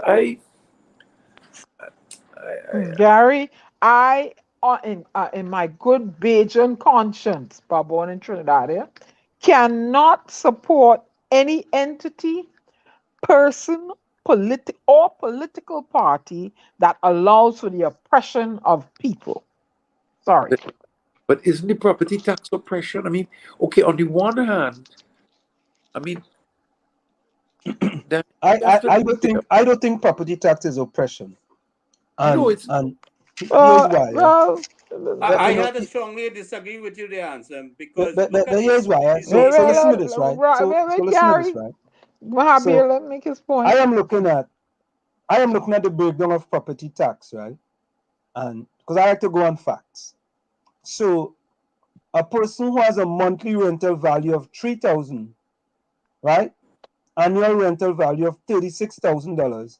The residential tax rate is 3%, right? They pay $972 a year, $81 a month. If you're talking about country, you have a $26,000 value in month annual rental value of $36,000, right? And you having a 3% tax of $81 a month. Now, the only how you have to be accumulating income, and you make $36,000 in value. And what they are saying is that based on that rental value, you are paying $972 a year, right? Sickapin. Okay. People always make examples. They always use the United States of America as an example, but they selectively use these examples. I can guarantee you that if in this country you have something that's worth $36,000, right? I mean, we don't want to make it equivalent. We don't want to make it equivalent, right? Because we make it equivalent, $972 is about 100 and something US dollars, right?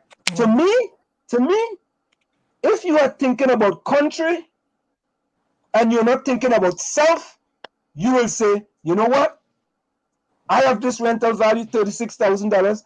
Once this money is going to do to improve infrastructure in the country and not going to go into the politicians' pockets, I believe it's a good thing. But let me go to the last part. I want to, and this is what I like to use. I don't like to use, because people just, I like to use facts. I don't like to use. Let me go to the last part, right? So that is the bottom, where a person pays $972, right? Now, all right. Now let's go to the most important, the last one, right? The last one says a person that has 240,000 annual rental value, 240,000, right? 20,000 a month. That person pays $6,480, right? Annual property tax, same 3%. right? To me, those people, they should be paying 6%. They shouldn't be paying no 3%. Do you understand what you're reading there? Of course I understand what I'm reading. What do you mean? They're saying that if your house, not that you have an income, you're renting your house with that income, if your house is valued to be rented at that income, you should be taxed to that extent. Yes, Not that you're you not have an really income, living in it. You're not And making the income. You're not and making see, No. income.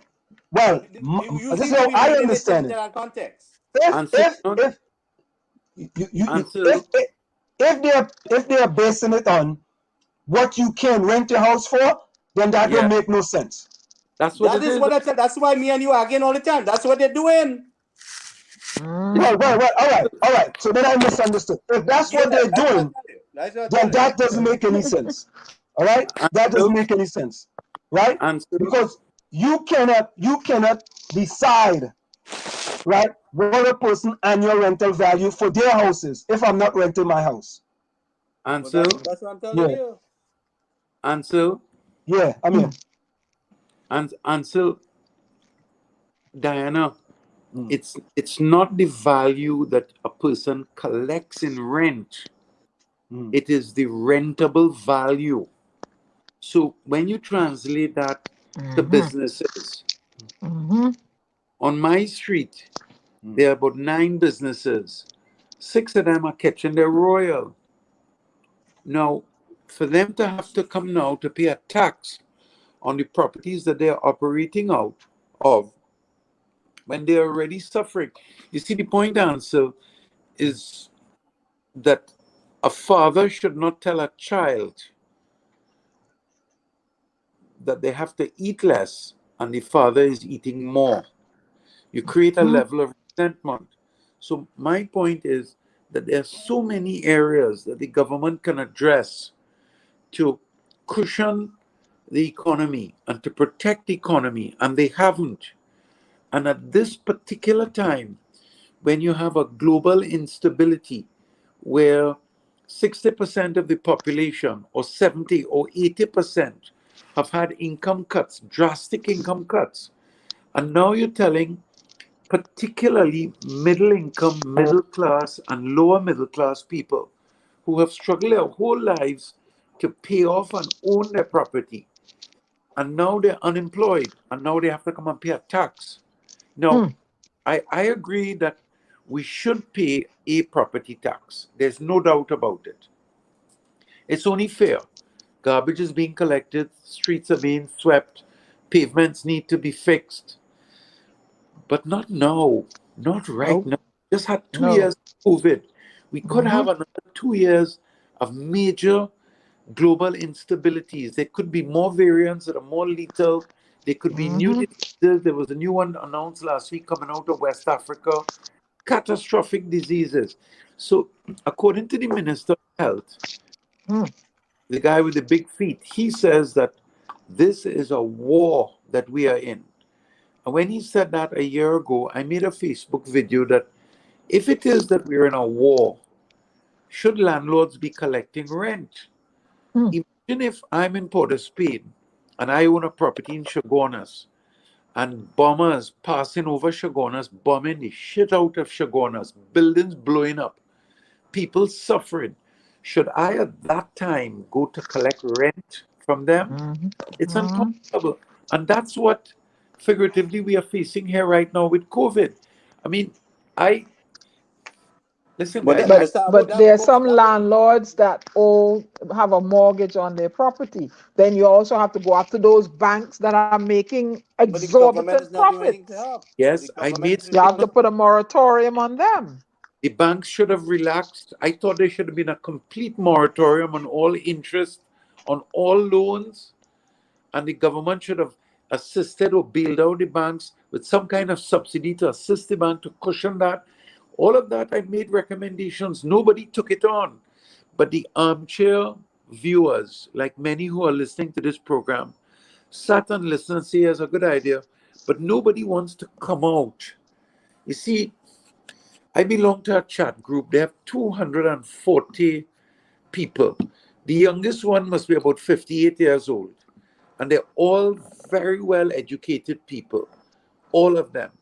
They've reached the pinnacles of their professional careers: doctors, lawyers, retired judges, permanent secretaries, 7 ministers of various governments, and all kind of professors from the university. And I'm quarreling with them because it's a spectator show. They have a chat group called National Conversations, but they talk a lot of stuff, very important stuff. But ask me which one of them is prepared to lift a finger. Nobody. Nobody giving 5 cents of their pocket or 5 minutes of their time or standing out in public to be counted. So we're in a quagmire. And likewise, they're talking about the property tax. Who talking about it? There's one or two columnists in the paper, and you guys, and we have Pitbull here. We have a few good radio programs here where they're talking out very powerfully about these kinds of things. But generally, the society is not unified, not empowered, and we flatulated. We just not Maybe they moving. believe that they can't do anything, Mr. Aboud, in the sense that they are in that psychological trap. Their mind is conditioned that what we gonna do, boy? The typical thing in Trinidad. What we gonna do, boy? You know what I mean? You have You're to a nice sit there and guy. watch it. You could be my friend, but not my enemy, because I do believe that. I have said from when I was a young man that they like the cocktails without the tails. They like the luxury of being invited to the parties of the embassies, and they like the luxury of being considered for, when we have panorama, they get invited to the pavilions to have benefits, and they get A invited to bou- the the president. bourgeois society, that So caste so so, system. so let me ask the question, right? How do they decide what is your monthly rental value? How does the whatever organization it is, how do they decide what is your monthly rental value? Well, the market has indices. The indices for rentals based on neighborhood, based on size, based on condition of building. So an apartment, a two-bedroom apartment in Sinclair would be rated on a much higher level than a two-bedroom apartment in Belmont, for instance. Correct. And so there's an indice of value that is used. So there are some values that are not on here. For example, if my monthly rental value is $1,000, it's not on here because this starts from $3,000, right? Right. So you just have to do the calculation minus whatever that 10% is. That 10% they gave you, right? So all right. I based that. I thought that was property value. I didn't know that was looking at property and looking at what they Yeah. believe that you can get from a monthly basis for rent, for your property. Well, to be honest with you, that doesn't make any sense. And So so they're my That sending doesn't people in make your any sense. place to evaluate the value of your house. They are sending auditors. They are out there on the field auditing your dog kennel, how much tap you have, how much bathroom you have. But Gary, the only Oh way you're gonna get a God. true assessment of your house is by sending someone out. But that's what I tell you. Because, That's what they're doing. That's what they're but doing. They're yeah, but sending yeah, that's the only way you can get a true assessment. Now, um, we're gonna play our next thing here because we But keeping but what going and we does have your a next dog guest kennel coming. got to So do with but the thing about property it, you assessment? sacrifice your life, right? You sacrifice your life to build something, and you get old, and you don't have that kind of income anymore, and them coming to tax you. And first of all, like I said again, for a history of independence, they cannot give us proper accountability how money was spent. Okay, No transparency. X amount of money go spends on Ministry of Works. X amount of money you have people on the payroll that don't exist. Okay, the people on the payroll that don't exist. You hear people getting HTC houses that don't really need it and they're renting it out. When you have people suffering to get a HTC house, we have this woman out in Maruga that I believe that somebody could help she with some blasted piece of plywood and 2x4. I don't care how she make the children and teeth in. She have them good, as far as I concerned. All right.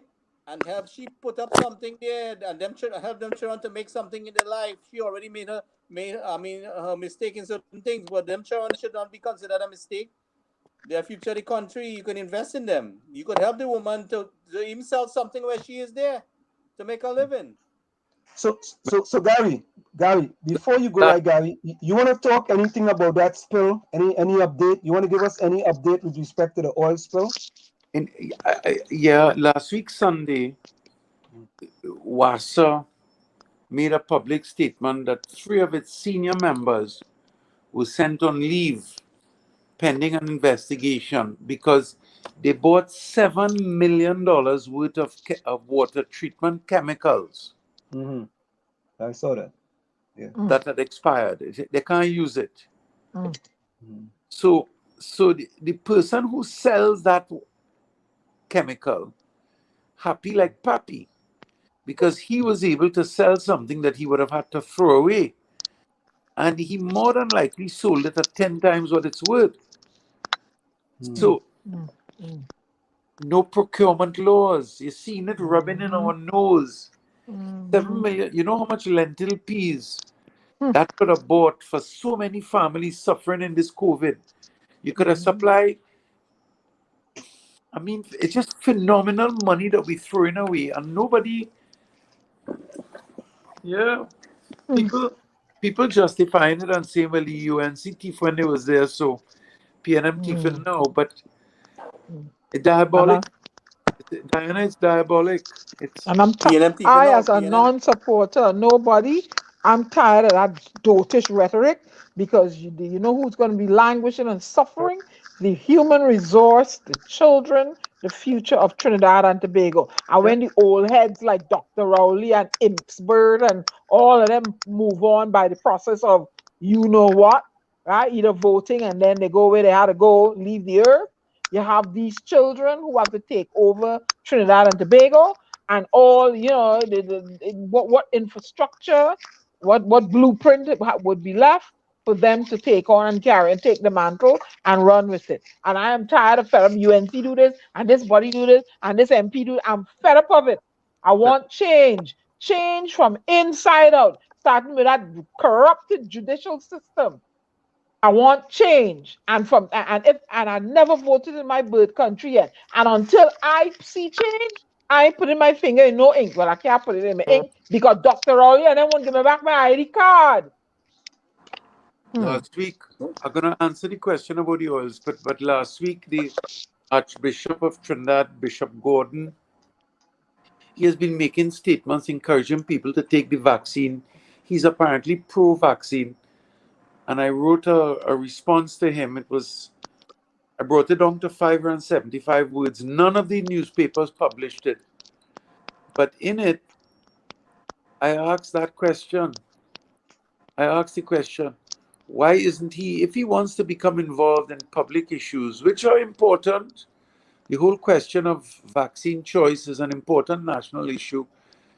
But why are you not talking about the other national issues, like the procurement laws, like the fact that all this largesse, while there's so much suffering, all these kickbacks, while there's so much impoverishment, so many people in Trinidad right now, children, don't have a computer, so they're not being educated. So you have 20% of our children with everything that Eric Williams fought for education for the underprivileged, thrown down the drain. They're just not getting any education. So 20 years from now, we're going to have a whole new sector of 30-year-olds who can't read and write. Amen. Talk your talk. This serious shit. And nobody talking about it. They're talking about forcing children to take a vaccination against people's will when people feel. Listen, I'm very, very worried. I'm very, very worried. And regarding the oil spill, Guyana had a major oil spill last week. If you see the imagery, the government say it's pig waste that have the. If you see the volume of oil in the water, and from the satellite images stretching for miles, they say it's a discharge of fecal waste from a pig farm, and that is so typical of what happens in Trinidad, because in Trinidad we have an average of 2 spills a week reported. So the ones that we reported back then, the government never even made a statement of how much oil was discharged. They lied and said it was a sheen. There was no cleanup. The oil reached quite up in Chaguaramas, where we got pelicans in the police station. I put it out on Facebook. Pelicans crash landed in the Caranach police station covered in oil, frigate birds in cruising, all the way down Cedros and Icacos. Listen, if you don't care, and Slim, if you don't care about our own children, you go care about fish and fishermen. But the thing about it is the fish is what the people are eating. This is toxic food. I mean, this is a danger to the food supply. It's a serious thing. If you're in an orgy in a dark room with 2,000 naked virgins, would you care about anybody outside that room? And that's exactly what these politicians are living right now. Each of them have $2, $3, $4, $5 billion to spend. They don't have to count to nobody. There's no procurement laws. They're free. $5 billion in their back pocket. Spend it where you want, how you want, to whichever friend, at whatever price. They business with anything. And we who listening and your audience listening, cock up in a comfortable sofa, everybody happy, dinner was nice, and we listen to the entertainment of, we listen to us beating up inside a ring, tormenting ourselves. But Gary, do you see? So no, Diana, hold a minute. Yeah, top of the hour. We got to go for a quick station identification. It's in the village with the DAG Triplets and WZYE 95.9 FM. We're going to go for a quick station identification. When we come back, we're going to wrap up with Gary Aboud. Stick and stay, don't go nowhere. Right back. It's in the village with the DAG Triplets and WZYE 95.9 FM. You're listening to WZYE 95.9 FM. You are listening to WZYE 95.9 FM, the most influential name in Caribbean radio in the tri-state area. Broadcasting from East Orange, New Jersey, the most influential name in Caribbean radio, WZYE 95.9 FM. We are back with you. It's in the village with the DAG Triplets and WZYE 95.9 FM. He left.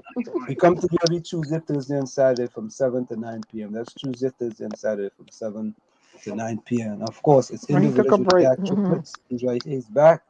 Let's put him here. Yeah, raise his camera. Yeah, okay. It's in the village with the DAG Triplets on WZYE 95.9 FM. We have with us Gary Aboud tonight. And we're discussing a lot of topics here tonight. Camera drop. In the village with the DAG Triplets on WZYE 95.9 FM. So Gary, Hi guys. Where do you go from here as far as the oil spill is concerned? What's next for you guys? I don't know, fellas. I don't know. I don't know. You see, it's not just about the oil spill, it's a whole national degradation. I made up 15 10 by 15 banners to put all over Trinidad and Tobago with slogans about the importance of the procurement law. And I have to go out and put them up. And if I get locked up for putting them out public, I want you all to know that I really don't give a damn. They will lock you up, man, Gary. You're good to go, man. What's wrong with you? Philip Alexander was outside putting up thing and they lock him up. Come on, man, Gary. Make sure you have somebody on the live doing it when you're putting it up. When they lock you up, we want coverage. You give us a now you have a live, man. And we will come in on breaking news. Nobody talking about procurement and a treasury that is vandalized cannot be humanitarian, cannot. There's no environmental management, there's no social management, there's no poverty alleviation, there's no subsidies, there's no assistance for young entrepreneurs. There's only failure when you're broken. Yep. Economy is being broken by politicians that are vandalizing it. I mean, Thank you. with the greatest of respect to Stuart Young and Sinanan, I mean, there's a whole string of guys inside of there that they have ways of creating wealth when you're in the right position and you create an abundance of wealth. And nobody talking about them. Nobody talking about it. Nobody's saying, well, what about the poor people? What about all of those who are displaced from COVID? What about all these thousands of children who don't have computers, who don't have tutors at home? The parents, the children at home alone, even if they have a computer, who guiding them? Nobody talking about it. My niece is a teacher, and she has been displaced because her school laid her off. And she charges, if I'm not mistaken, $40 an hour. But how many parents who earn in 25 and 20 and $30 an hour could afford a tutor for their child for $40 an hour? Come on, man. You know, there's an inequity in how things are being distributed, and the long-term effect is you're going to go to UE and you're going to see a predominance of one over another, and everybody going to say, why is it? Why? Well, it's happening right before your eyes right now. So that's right. well, it's still really, I mean, forgive me for a sound hypocritical, but they have a lot of things pressing on my mind. I'm not even thinking about the oil. I'm thinking about people who can't get medicine. You know, they have a lot of. Yeah, and I would always be happy to talk to you guys. I really feel. But Gary, before you go, right, don't you think if you get involved in politics that will help or not? You have any idea how many people hate me? You have any idea? Go on social media and see the amount of people that are revolted by me. They box me down if they get a chance. I've been cuffed down in public before. You cannot imagine how many people, both the reds and the yellows. And, you know, for me, that's torture. I'm 62. What I want to do again? Better do my YES program and help people who want to pull themselves up and build up themselves and better support. That program you have there is a great program. You know, it's a great program, and I said the program you have is a great program, and I'm happy to know it was oversubscribed.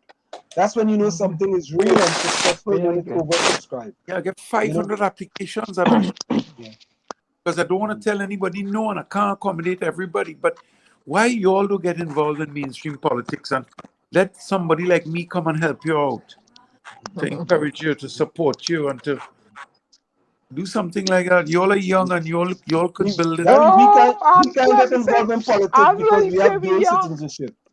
Yeah, Diana, leave that time, man. He said we young. I like leave that time, man. What's that one? Leave that one. Yeah, but we can't come back in Trinidad and get involved in politics because we have dual citizenship.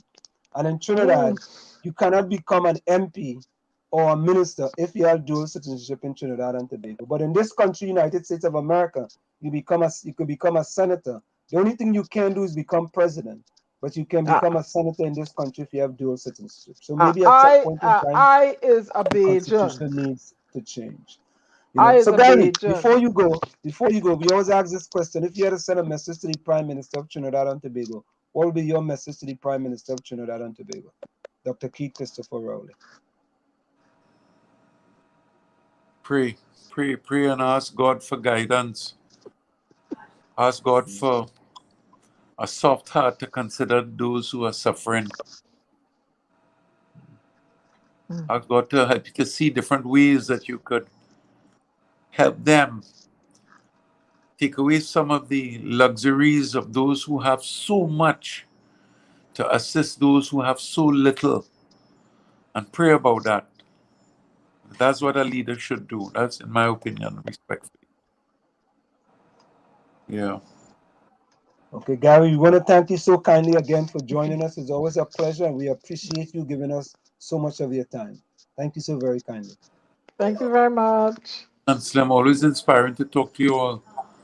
Diana, thank you and bless you and keep you well and look forward to seeing you all in good health. Okay. Okay. See you Thank you so soon. much. Okay. Best night. Okay. All right. Good night. We plenty appreciate you taking the time. Yeah. That was fantastic. We we thank Gary so much. You know, Gary's always a pleasure when he comes into the village. Yes, yes. You know, we always appreciate him. Let me go back to some of this. Well, I feel nuts, but you're inside. Oh yeah. Let me tell you something. I'll tell you something right now. Let me ask the question because I like to ask questions. When do you guys think is the right time in order for them to introduce property tax in Trinidad and Tobago? Not now. Well, that's why, Diana. That's why I was gonna put something. When do you I think is the right don't time? know, but because let me answer you. That's a very detailed question, and I can kind of praise it for you. Number Okay. one, your friend, you know who we talking about? Dr. P. No. Christopher Rowley put Okay, that's SOE my twice on the people, right? Okay. Lock out Mhm. people shut down businesses, people can't find no work, people behind on their mortgage, they're behind on the book list, they're behind on the car note, they're hiding the car by Tom, Dick, and Harry, they can't pay the phone bill, they can't pay the light bill. Do I continue? You And can't what feed other the bills they can't children. pay? They can't feed the children. You want me to continue? When is the time to introduce property tax? Not now. Not even in the next 2 years. No, because these people that are suffering and are behind economically need time to regroup. You hear what Mr. Aboud said? I took the statistics. I took statistics when he was talking. He said 30% they are crippled. 40% of the private enterprise, 20% is hurting, and 30% of the private sector, but 16% of them, they lost the job, they closed down. You know, 6,000 businesses in Trinidad and Tobago shut their doors. And you want to go and do what? Property tax? When? How? Where are they going to get it from? Like I said, they're going to go sell salt fish? Huh? No, not now. All right. But Diana, I hear you.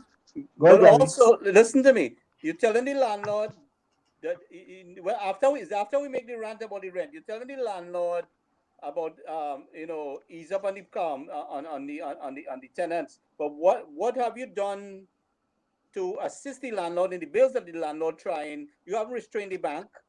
Thank you. No You haven't done nothing to moratorium. help. None. And like I said, based on my end of experience, with not lifting a finger to assist our people stranded outside that you caused, that you locked out their country, right? That they were on short trips and caused them to go homeless and hungry in foreign countries. And we have to jump in and help them out of our little pennies that we have. We are no millionaire on this side. Okay? Nope. So the thing about it, they lack conscience, they're arrogant, okay? They were forced to deal with me. They had no choice. You think they wanted to deal with me? I put them in a position that they had no choice to deal with me.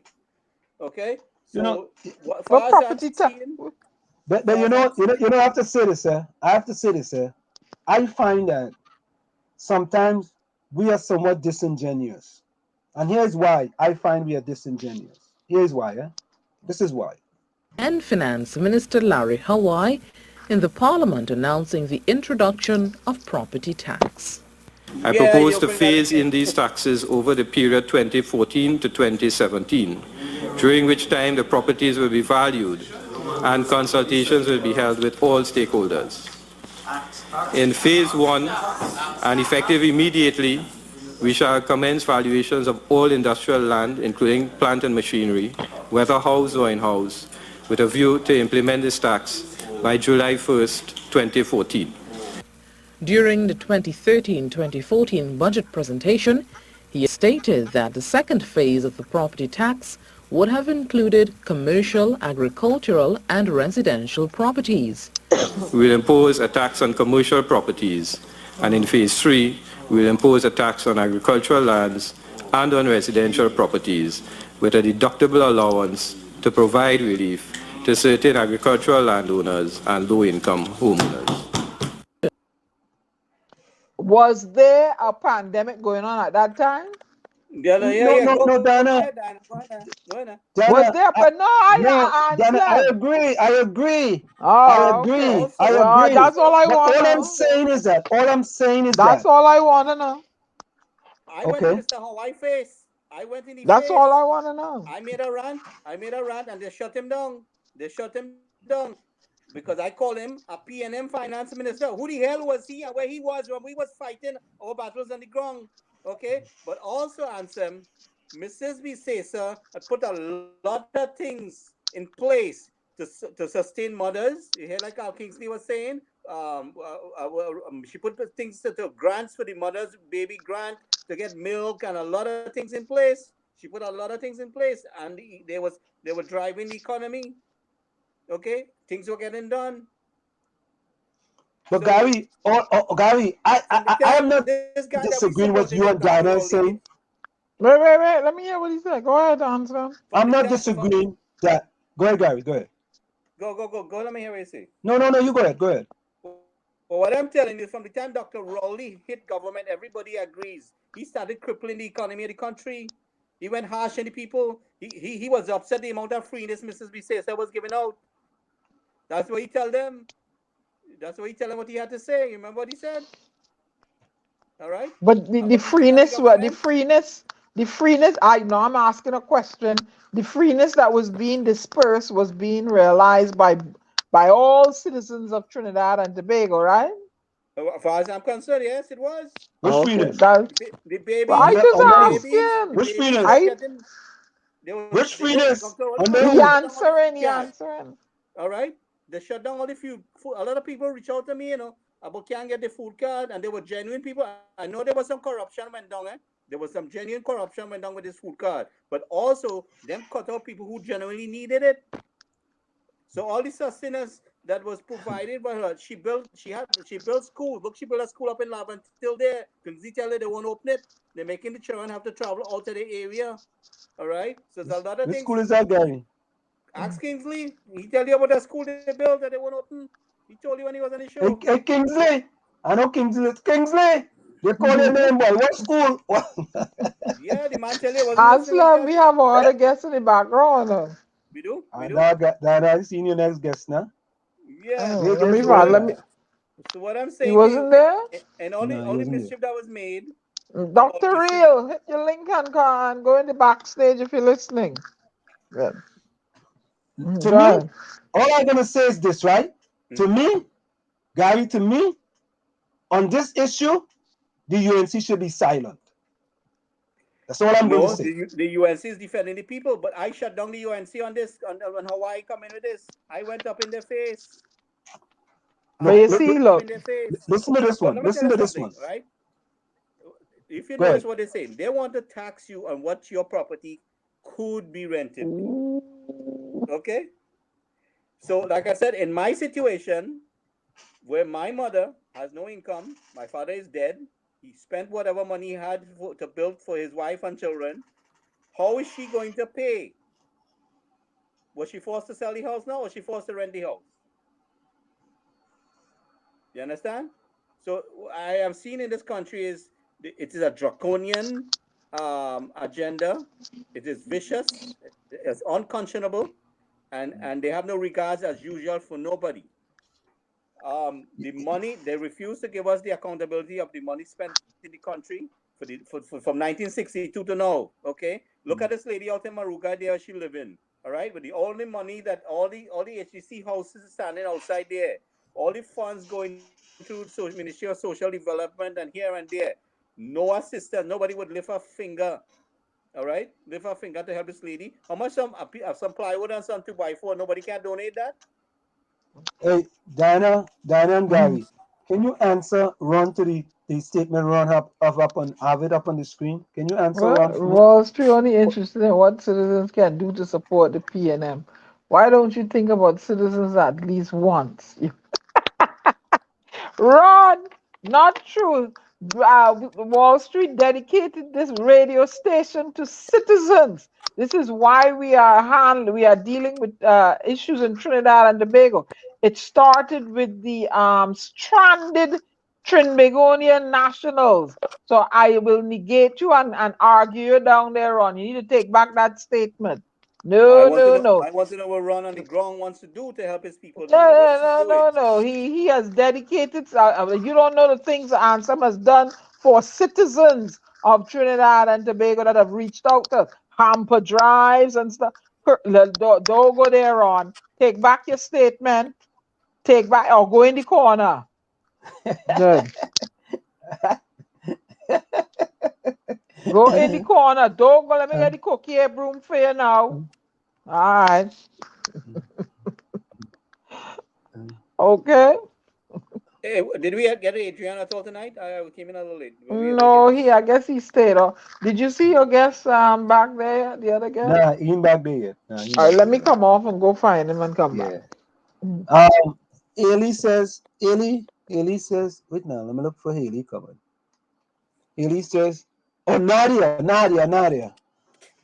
says, Ansem, I feel you want us to pay tax, but I'm paying tax already, but is the amount to pay now? Haley, all I'm saying is that at some point in time, we should start to get ready to pay some property tax. That's all I'm saying, right? The way it's currently structured may not be the way it should be implemented, but I think we should all get ready. We're in a pandemic, and maybe the time is not right now, but I think at some point in time, we have to get ready to pay property tax because I think it's going to go on and on and on, right? And years are going to come and years are going to go, and Trinidadians basically don't want to pay no property tax. And I think at some point in time, we're going to have to pay property tax. That's just my thinking. What I feel not saying squatting. What I feel if you're squatting, you have to pay tax on that too. What I mean? We sending somebody in there. We want all the measurement, everything.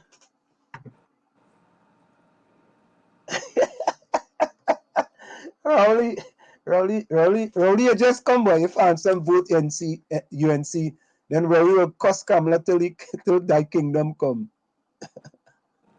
Oh God. Hey, my partner Vonnie Robert inside, boy. Vonnie, welcome, man. Vonnie Don't is my real worry. partner, boy. I got to Yeah? ask you and see to make Ansem sports minister. Don't worry. Vonnie, I agree with you. It's the time for the UNC to account for all the money they spent. I agree with that. Vonnie, I agree with you. All I feel not to go measure imaginary house. All we waiting on our neck. Hey, now let me go into the archives here and see what we have for you guys. Because we just have so much that we can't even get to. We have a passport coming. Let me see that one. Passport. Let's see. I think this is it. Immigrant visa applicants recommended for medical exam will be required to obtain full COVID-19 vaccination according to a new CDC policy. The new requirement would not apply to those seeking, for example, to travel to the U.S. for a vacation or to study in the U.S. The CDC's website states that the U.S. Public Health Service is responsible for ensuring that non-U.S. nationals who the CDC calls aliens entering the United States do not pose a threat to the public health of the U.S. The CDC's website also states that the visa medical examination is one means of evaluating the health of non-nationals applying for entry into the United States. According to the CDC, these instructions are for the use of panel physicians and consular officers who are evaluating those applying for immigrant visas, as well as those applying for refugee status at locations outside the United States. The website also states that other aliens, again, those who are non-U.S. nationals, not applying for an immigrant visa may, in some instances, be referred for an examination. The CDC says more than 760 panel physicians perform overseas pre-departure medical examinations in accordance with requirements referred to as technical instructions provided by the CDC's Division of Global Migration and Quarantine Quality Assessment Program. The CDC also says panel physicians are medically trained, licensed, and experienced medical doctors practicing overseas who are appointed by the local U.S. embassy or consulate. The new requirement that applicants for specific immigrant, K, and non-immigrant visas recommended for a medical exam will be required to obtain full COVID-19 vaccination will apply to those seeking immigrant visas to migrate to the U.S. to live there, and also those seeking employment-based immigration visas.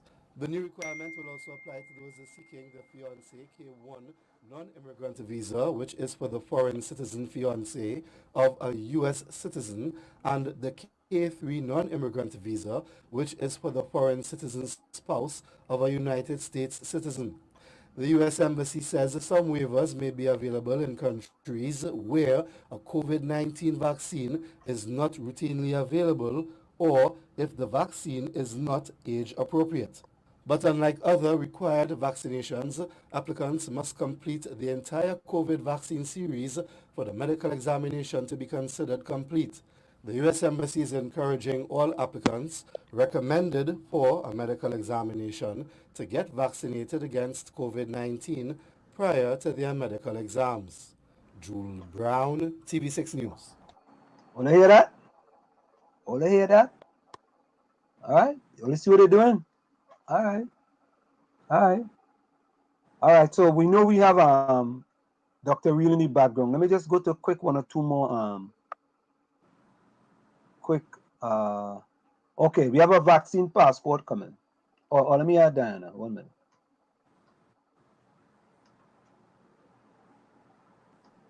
Good. Dr. Real, we see you in the background. We'll be with you in give us like 1 or 2 minutes. We have a vaccine passport coming, ladies and gentlemen. Story now is a vaccine passport coming to TNT. While it may already be here, information tonight is the Health Ministry is making moves to digitize your immunization record and give you a QR code as proof of your status.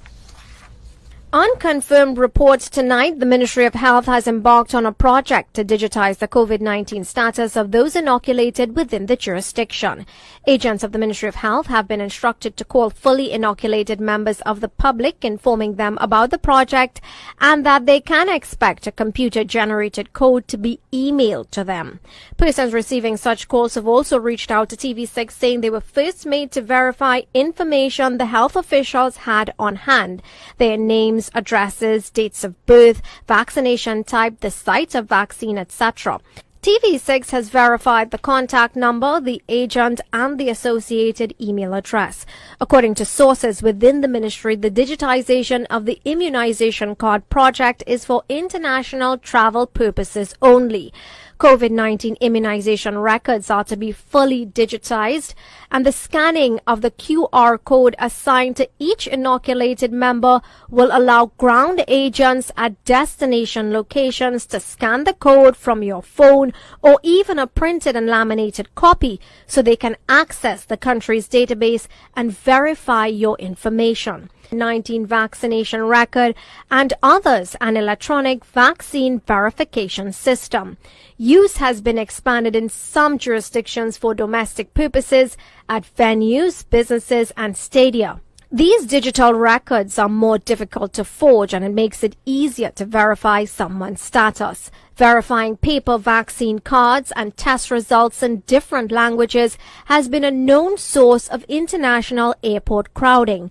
This QR code or two-dimensional barcode may be a welcome change for ground staff at destination airports, as it could speed up time through those highly congested hubs. And if you do get to Piarco and can't find your card, you can just use your phone. Health Minister Terence Yal Singh did not respond to our messages, and up to news time, the Ministry's Communication Department did not receive feedback to our questions. So there you have it, folks. Let's bring in our next guest. Vaccine passport is on its way, definitely. So let's bring in our guest here, Dr. Real Gabriel. Welcome to In the Village with the DAG Triplets on WZYE 95.9 FM. Of course, the DAG Triplets is Diana, who is considered to be the Phantom. And the Phantom? Diana is considered to be the Storm. Diana is considered to be the storm. The A is Ansem. Ansem is considered to be Flash or Wall Street. And then we have, of course, no other than Gary. Gary is considered to be the Phantom. I mixed up the Storm and the Phantom. And we have another fourth individual who's not here with us tonight, Tommy. He's considered to be the outside child, and the ladies in the chat call him the love child. So, so Dr. Real, Gabriel Osuna, welcome to In the Village with the DAG Triplets. Good night, good night, good night. It's a pleasure to be here. I mean, I am sitting here and I feel like I'm sitting on air because it seems as though I am sitting on media royalties. Wall Street has always been someone that I know from local media. He always chimes in from time to time. I think he might have been a frequent caller on many radio stations and possibly my TV show when I used to be on Breaking Dawn back in the day in 2019. So it's a pleasure to be here. And well, Ms. Benskin has always been a figurehead in terms of the media international realm, and she represents us in Trinidad and Tobago very well, I must say. So it's, I mean, I can't express how much in awe I am. I feel like I am one of the Hollywood. My name is on one of the Hollywood stars now. Yeah, we appreciate that, man. We really appreciate, and I know you too, eh? You know, I'm not saying we quite just be watching your lives and thing too. You know what I mean? When you're doing all your lives and you know, and you know, I've known you for a long time. You know, we haven't met, but I've known you for quite some time. But what do you name Dr. Real? Say that again. I say it's an honor and a privilege to have you. I mean, I always tell everyone that looks at my lives, as you would know, I appreciate each and everyone who shares, looks, you know, at anything that I post, you know. I really appreciate that. So where did the name Dr. Real come from? Well, actually, I started off doing vlogs I started doing, I used to write little pieces about current affairs in the country back in 2013. And I think that's when I started paying attention to the narrative. And I started paying attention and asking the salient questions. And over time, people started calling me Gabe Real instead of Gabriel. So, because I thought it real, you know? And eventually, I guess with the glasses and the type of research and, you know, the type of content that I bring, they started calling me Doc and Doctor. So Dr. Real more or less got married right there. It was, you know, some of my fans and supporters and well-wishers that gave me the name. Oh, that's interesting to learn, man. But another interesting thing to learn, right? So, because when people come into the village, we keep it real in the village, yeah? And of course, we have people in the chat too who like to ask plenty questions. And we just involve our people in our chat more than ever.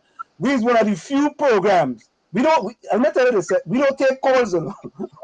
We are one of the few radio programs that don't take calls. But we actually have to start doing that because people in the chat complaining.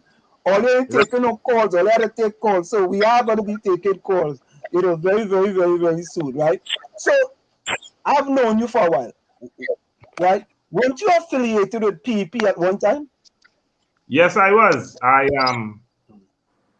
mean, just like everybody else, I heard the narrative being broadcasted. I was interested, but I'm the type of person that likes to get up close and personal with anything that I support. Correct. So I got up close and personal, and we had to separate on matters of integrity because I realized that sadly, even though this seems to be our third option, it's more of the same, and it's a little more of the same than I'm comfortable with. So we had to part ways on that note. You know, you sound like a politician, David. Try not to sound like politicians. I try not to sound like them. Because if you look at my Facebook page, you'll see political views. They are all liars. Oh God! You know, just so, like so let me ask you. Let me ask you this straightforward question: what caused you and Pep to break up from each other? What was the cause? how to put it in the most diplomatic way without looking for a In the lawsuit. village, boss, in the village. Come on, man. What is that one? The political leader of the party did Yeah. something that is illegal, and I found that if you're vying for political office, you're supposed to be on your best behavior then. And if you could act as a law unto yourself and take advantage of a situation, and namely a female, I really can't support that under any circumstances. I have 4 sisters. My mother was the most present parent, not taking anything away from my father, but obviously he was the breadwinner, she was the housewife. And I refuse to allow a situation like that to be swept under the carpet before my very own eyes. I cannot accept that under any circumstance. So currently, right? Are you non-affiliated? Non-affiliated. I am affiliated with Red, White, and Black, Trinidad and Tobago, proud and standing grounded on that. So anything that goes against the citizenry and our well-being, our freedom, I support it 100%. Amen to that. So like Diana, you're like Diana Waveney, McDonald, Ben Skinboy. Yeah. But listen, I's a Bajan, you know. But born in Trinidad, but I don't like what I see going on at all. I don't like it. I don't like it. So I cannot sit here and say I support PNM and women suffering, children hungry, people reaching out to you, they can't feed the children. I cannot say I never live under the UNC, but I hear a lot of drama with them too. No. The present situation is that the UNC is standing with the PNM. So they are literally showing their hand. They are showing you that they are 2 sides of the same coin. Yeah, because if you abstaining when you're supposed to vote yes or no on an issue, well then you in cahoots. What's your purpose? What are you there for? The opposition is supposed to seek the rights of the people, from the greatest to the smallest. The little that affect the population based on governance supposed to be taken care of by the opposition. And if you cannot fulfill that position where you have been appointed, then you should resign. Thank you. Because then what's the purpose of an opposition? If every time I pass you abscond or abstain or whatever you choose to do at that point in time, then what's the point? I find, and then you know what too? Yeah, the speaker, the house, she kind of, I don't know what she problem is. But they need more pit bulls on the opposition. To bite back at Keith Rowley when he started with the foolishness. You understand? And when the speaker, the house start with her nonsense, you snarl back at her. I am here to represent my people and I'm going to make my point. Don't you tell me that I'm out of order. You are out of order. And I will take my injunction or my charge or whatever it is they want to put on me for the day. But I'm going to make my point. But I don't find they have enough pit bulls, man. They let them like little we call them dachshunds and shih tzus and things. I wouldn't even go into insult our breeds of dogs. What I could say, not my mic, it's his mic. The impression that they are lions and they've been meowing like kittens ever since. Because they had everything at election night. From election come straight up, it was clear that this was a what you call it? What we like to call it in football realm, an own goal. It's like we keep getting own goals over and over because the UNC is standing with the PNM. Because the UNC had all the dirt. They had all the inconsistencies in the election. What they did, they just dropped the ball. Why? It didn't seem that they were keen on being in governance at all. From that moment, it was plain to see. So what you're telling me is that I have some suspicion, but you clarify now that what I have my suspicion of is that they had the evidence of the discrepancies taking place and they didn't do nothing with it. 171 in the St. Joseph constituency alone. And what happened? All the attorneys and governance are on the UNC's bench, you know. You just check their lineup. Every other person is an attorney. So where was the recount? Why we didn't go back to the polls? Why you didn't call for that? I hope you guys listening to this. So here it is now. Here what someone says, right? Someone says in Parliament, abstaining from a vote is just like saying you are not supporting it. Do you agree with that? In my opinion, saying no means you don't support it. End of text. So that abstaining thing, I think that is a political gimmick. And a lot of legal minds, so-called legal minds, will try to spin it, put a spin on it, to show that it's better to abstain than to say no.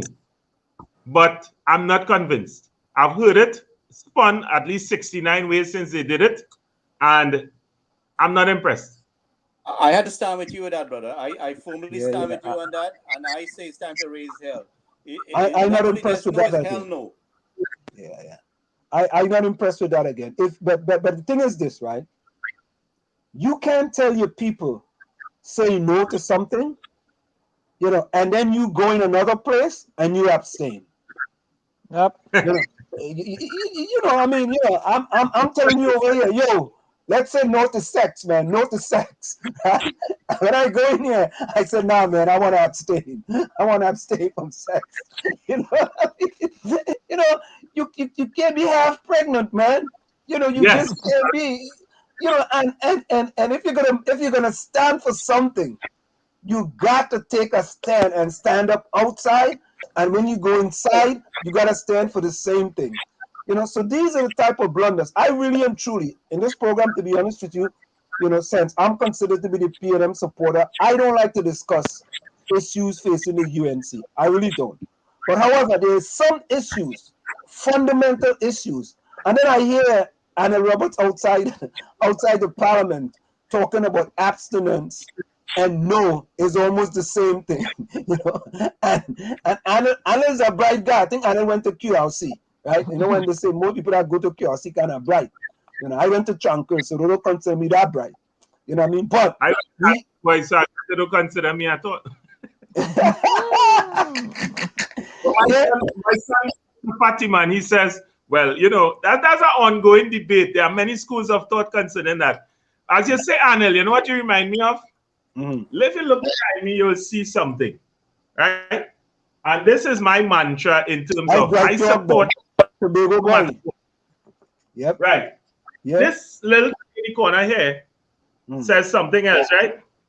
Manchester United. Right. Now, right. Anil has been making videos for years. And I've never seen him in a Manchester United jersey.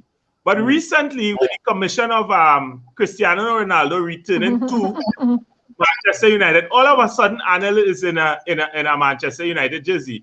And I'm like, hey, see Anil, I know. If you support win, lose, or draw. This is not in the on the bank where you remember that game you used to play in primary school. You jump in the river, you jump on the bank. And when you stop, the person who is in the wrong place gets sacked out of the game. So it's like he has 1 foot in the river and 1 foot on the bank. So he can't lose. So in my opinion, while he is quite entertaining, I mean, the guy could make you laugh. He's an entertainer.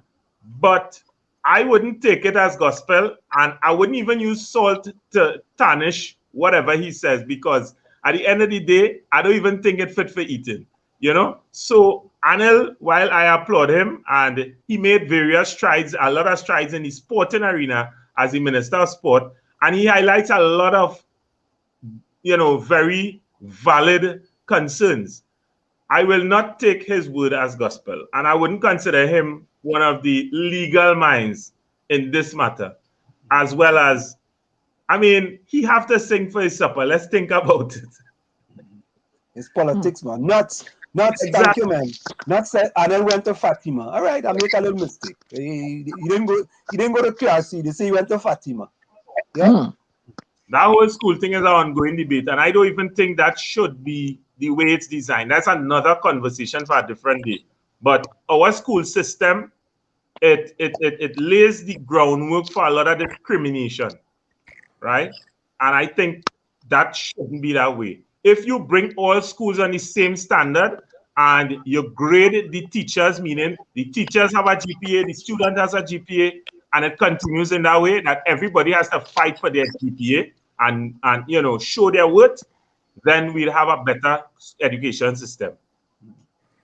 But we're not getting equal treatment in the secondary schools. I mean, I went where they tell you the teacher will come in and would write so fast on the board you can't catch up half the notes that he write, and then he rub it off, and then you come in and they tell you was in the maths class, or you could learn or don't learn, we getting paid.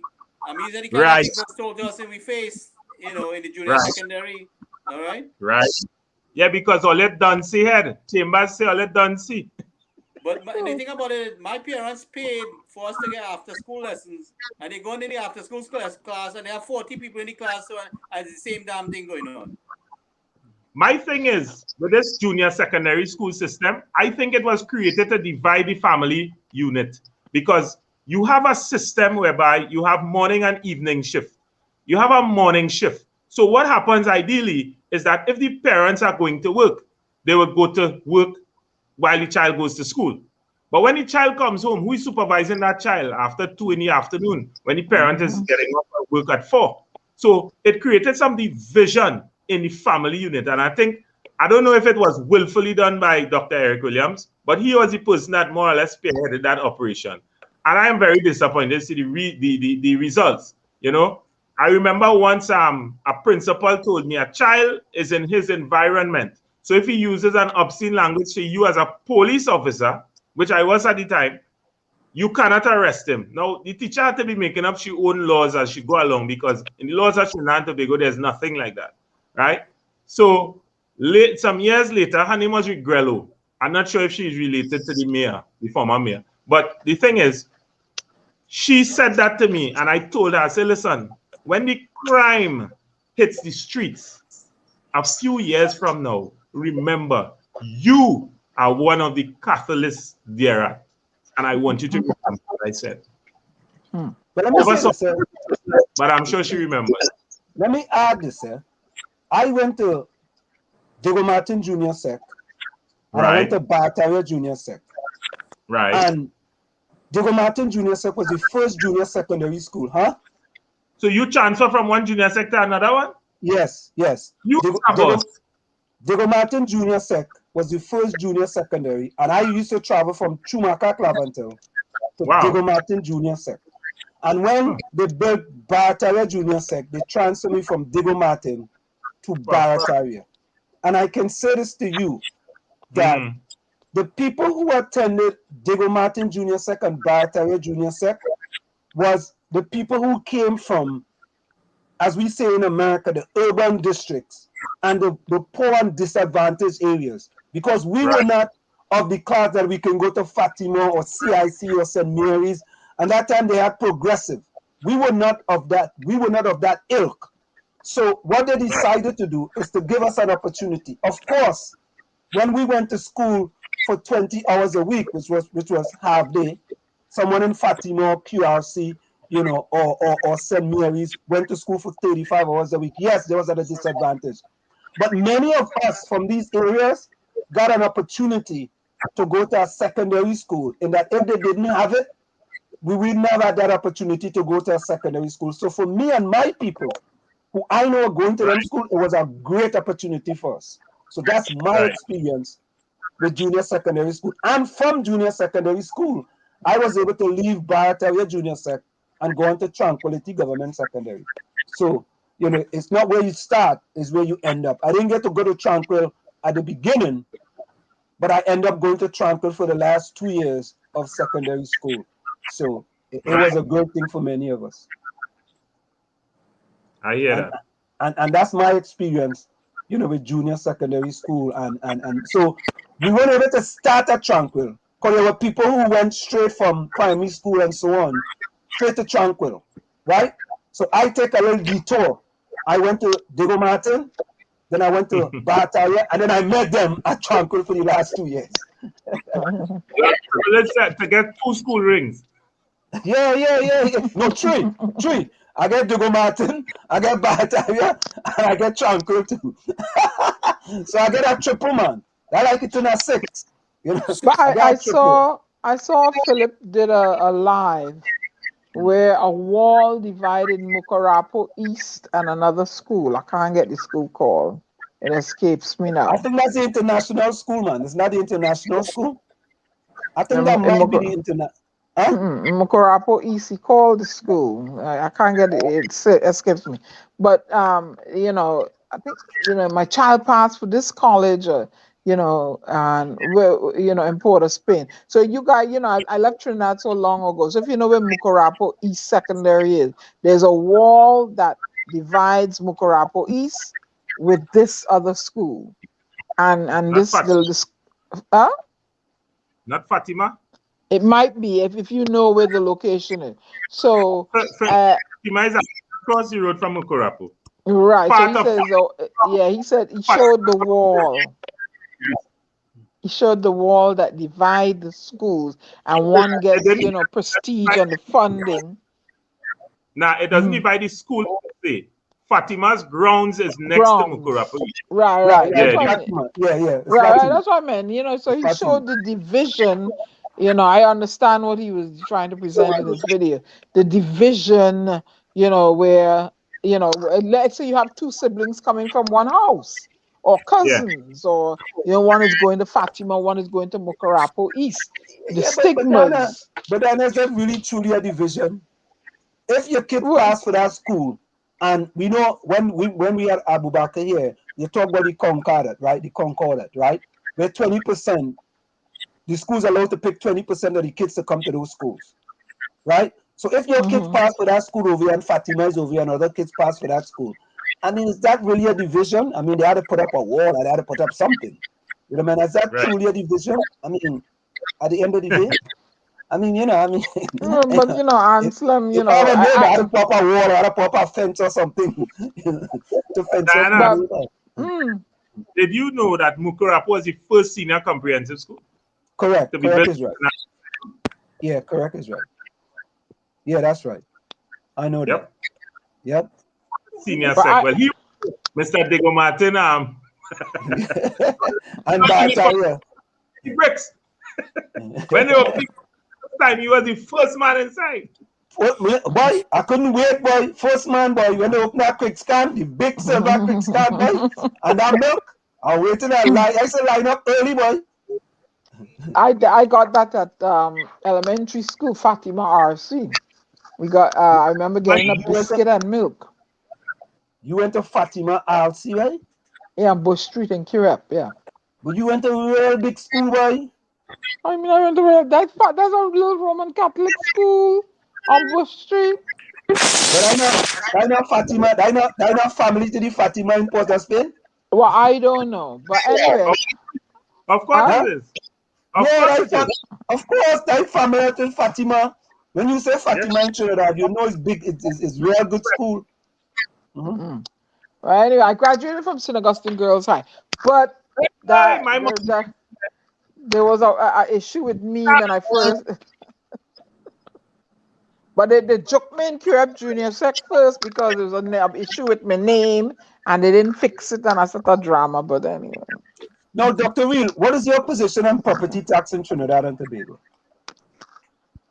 Here's what I'm saying, right? When you purchase a house, there's stamp duty that is collected from you, right? Upon purchasing the house. And stamp duty is not a small figure. It depends on the price of the property, right? But it's in the tens of thousands of dollars, and the stamp duty went up recently. Because Nigel was telling me to purchase a house, Nigel George, Naya. And he said the stamp duty almost came up to like 1/3 of the cost of the house. So my issue is, why are you taking stamp duty up front and then you're taking property tax in the back? Take a struggle. You can't have people seeing all this trouble to own property in Trinidad and Tobago. Everybody knows that when the economy internationally takes a nosedive, All over the world, real estate becomes affordable, except in Trinidad and Tobago. Have you ever seen, could you highlight a period in the history of Trinidad and Tobago where real estate generally, not just Lavantil, Chumacac, and Mova, or where the crime hotspots are, is cheap? You could tell me where real estate is actually affordable in this country. Was there any period where the economy took a turn for the worse and then houses were affordable and that kind of stuff? This is the only country in the world where real estate appreciates no matter what.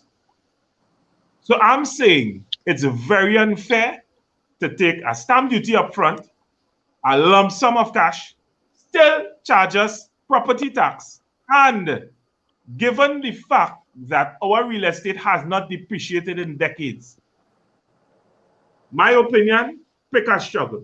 You can't just, and then the timing is not ideal. You just had people struggling, suffering, no food to eat, locked down in their homes, frustrated, some committed suicide, depressed, oppressed.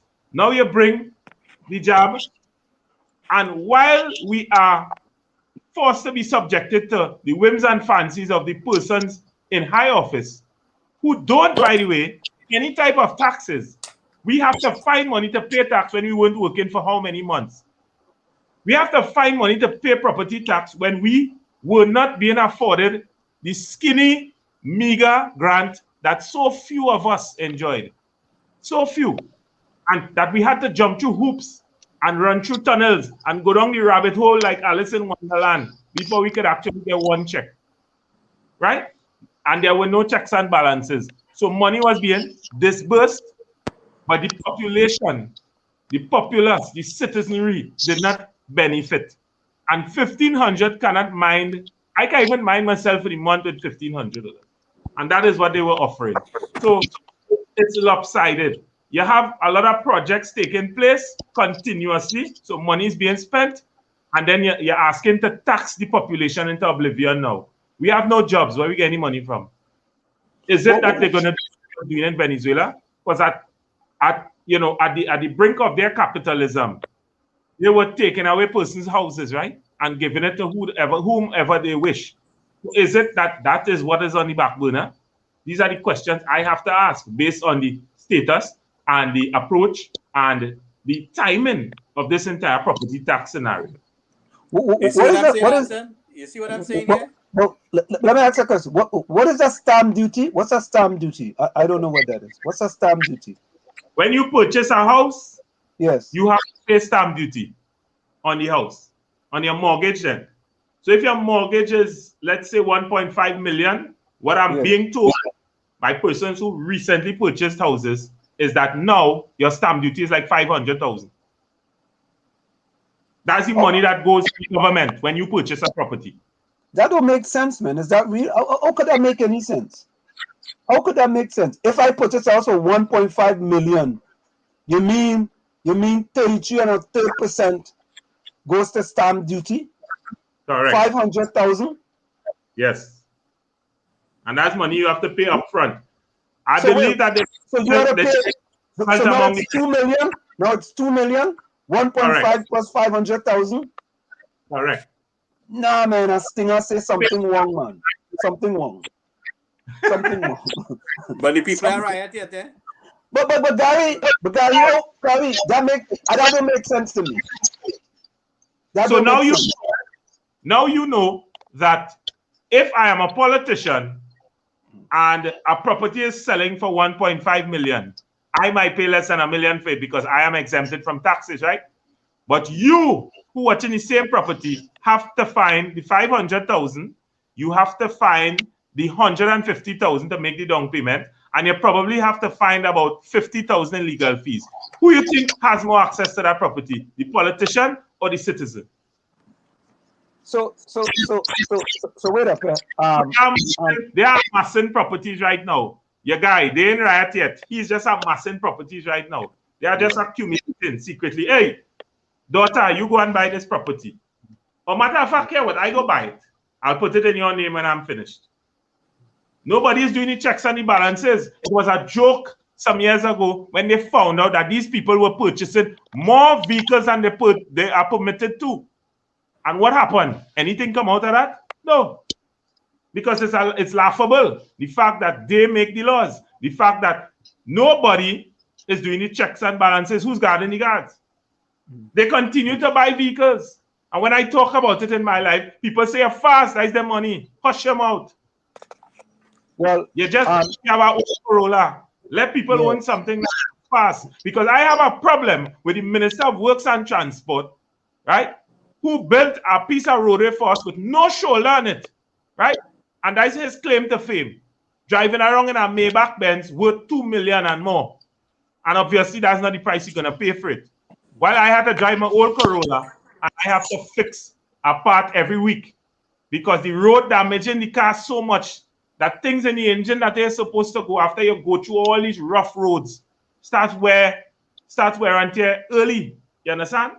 So, but Dr. Real, all right. If you are in a system and the system allows you certain incentives, I can see that you say that there are certain times when you should not take those incentives. But almost all of them are across the board. All of them. All. Just like when the guy said he was closing petition and all of them was going home. All of them. Take the same incentives. All of them. Every one of them. That's what's going on, man. Is the system. Say that again? I said all of us were going home. Right. Correct. Right. All you guys. Anselm, you're approaching the top of the hour. Oh, yeah. All right. So, Dr. Wheel, stick and stay, right? We got to go for a quick station identification. And it's in the village to the DAG Triplets on WZYE 95.9 FM. We have with us Dr. Real. You know, he's spending some time with us. And little Ron Horner, who has to sit in the corner. He says, you work Wall Street 23 years and you don't know what stamp duties is. Ron, you don't know stamp duties in America, boy. The only kind of stamp duties we have is when you go in the post office, you buy a stamp and you put it on the envelope and you put it in the mailbox. That's the only stamp duty we know about. I know. Let's go for a quick break. We'll be right back. Stick and stay. Don't go nowhere. It's in the village with the DAG Triplets on WZYE 95.9 FM. You're listening to WZYE 95.9 FM. You are listening to WZYE 95.9 FM, the most influential name in Caribbean radio in the tri-state area. Broadcasting from East Orange, New Jersey, the most influential name in Caribbean radio. WZYE 95.9 FM. And of course, we are back with you. It's in the village with the DAG Triplets on WZYE 95.9 FM. We have with us tonight Dr. Real Gabriel Osuna is in the village with us tonight. And we are having a spirited discussion here. And we're talking about stamp duties. You know, Diana and Gary. Yeah. You know anything about stamp duties? Nope. No. I know in the Caribbean, yeah, but not here. I don't know nothing about stamp duties. Yeah, first never hear about that. But actually, you know, my parents didn't buy a house; they built their own house, so I never. You have to pay stamp duties on stuff when you go to yes, like if I send a barrel home, I could say this thing, the barrel, the cost of the barrel is $250. But what I do, I hold on to my receipt because when they go through them in customs, the area, then they may want to go and fix additional charges on them. But I have my receipts to prove, hello, this is what I paid for these things. How they looking in some catalog, I want to mark it up more. It don't go so. Yeah, there is stamp duty. Yep. Well, of course, in customs, they're trying to force you for a bribe. So there is stamp duty. No, correct. When you send a barrel to Trinidad, you have to pay, we used to call it custom duties. In order to clear the barrel, you have to pay these certain duties. So maybe it's just different names, right? Stamp duties, custom duties. You pay it on any form of trade that you do. If you purchase a vehicle, you pay stamp duty as well. Like brand new. Wait, Gary, 1 minute. Little Ron Horner wants to know if you're related to Sugar Aloes. Well, I was waiting for the question because I go to interrupt him, and to tell him that the political commentary didn't start with me. Even though it might seem biased on that side. Yes, Sugarlos is actually my father's first cousin. He actually wanted me to sing Calypso and kind of carry on the legacy, but it's not my fault, It's not, it doesn't appeal to me in the way that public speaking does and probably broadcasting and that type of stuff and speaking on current affairs. I'd rather talk about it and sing about it. Yeah, you finally asked a good question, Ron. Hi, Ron Horner. Why you on that? Hey, listen, when them fellas there in this chat come in the village, is abuse I just get to them. They just call me wall trace. When is it? Wall track, muddy track. They just call me wall trace, muddy track. They call me Dirty Diana tonight. I tell them, hey, I hold too fresh today, so I can't be dirty. Right. Yeah. Now, what is your position, Dr. Real? What is your position on GG, Gary Griffith? Do you believe they should re-up Gary Griffith contract? Gary Griffith has done a lot for the police service. Let's be real. However, there's always gray areas when you take a military trained individual and you put him in a paramilitary organization. There are compromises that are made. There are laws that he doesn't educate himself on. So I think Gary Griffith is a pillar in terms of the national security at Trinidad and Tobago. But at the same time, he needs some act right. He needs some decorum. As a commissioner of police, but then when you look at it, he sits in the shadow of the prime minister and look at his decorum. So, I mean, you can't expect to play mass and freight powder. So essentially, we have a leader who has no decorum. So henceforth, we got a commissioner with no decorum. My thing is, Gary Griffith has done good. I wouldn't say great because there are certain rogue elements that he promised to weed out. And I guess he realized that he was making promises he couldn't keep because the shoes were a little big for him to fill. Because the big fish that he keep talking about keep swimming in the sea and eating all the little fish. But he keep running after these cockroaches and the little fish. But we are seeing the big fish frying at all. So I think he put the foot in his mouth there and he realized that it's bigger than him. But Gary Griffith, with a little more decorum, he would be a better commissioner than most had in the past. Do you think he's getting some opposition from going after these big fish? I think that the big fish is bigger than him. Right. So I can't see why it's true, but I know you remember the police force, right? Yes, I remember he trying to be a police service. Right. So you kind of understand what he's up against somewhat,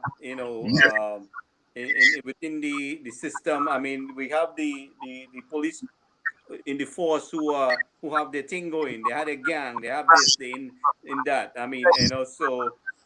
Some type of stuff. Yeah, they're like sharks swimming around him, which I like to put it in that kind of thing. So he gone in a swamp there with sharks and alligators. Lagoon. Yeah. So I don't think, in all fairness, I don't think he alone can do this. I think he needs to build a team around him. Correct.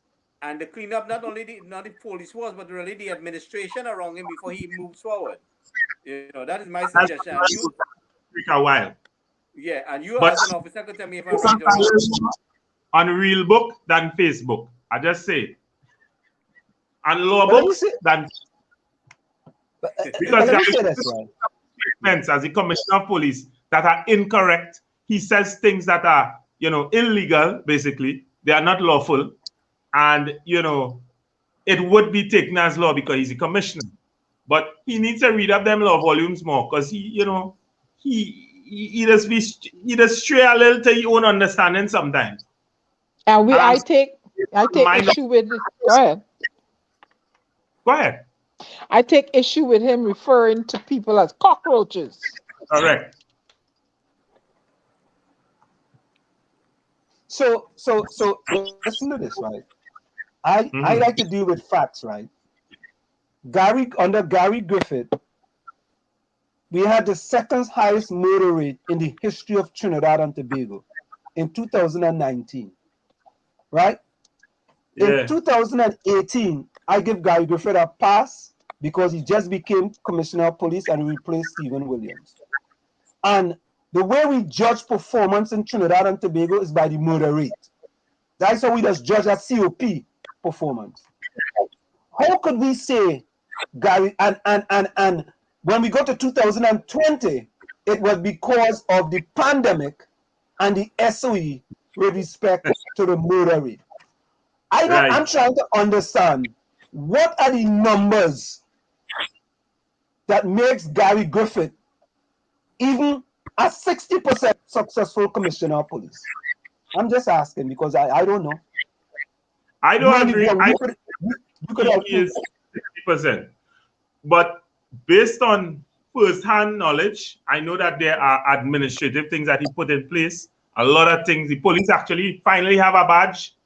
So I think he needs a little more time, and he needs to focus on his job instead of Facebook, as I say. The law books need to be his Facebook.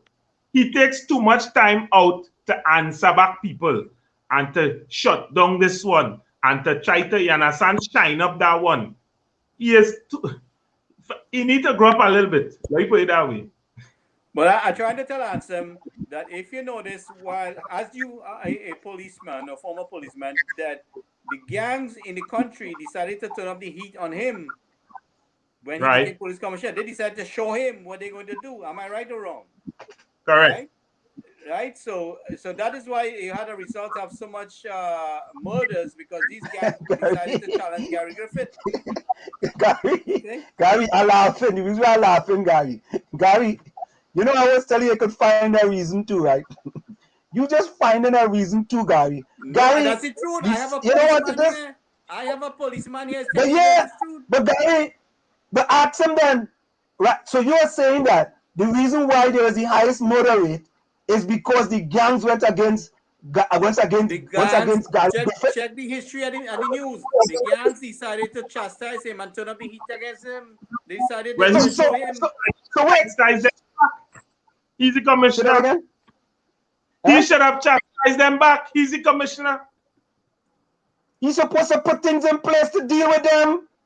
But he did. Solve the murders. Bring them to justice.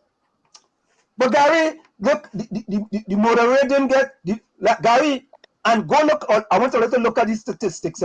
Look at under Stephen Williams. Look at under James Phillips. As bad as people think they are, or they were. Wait. All right. Let me say I agree with you. Let me agree with you, Gary. I want to agree with you.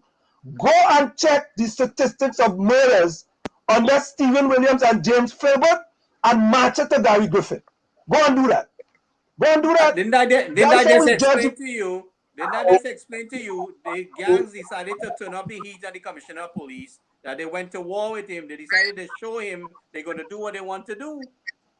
So, but that doesn't justify.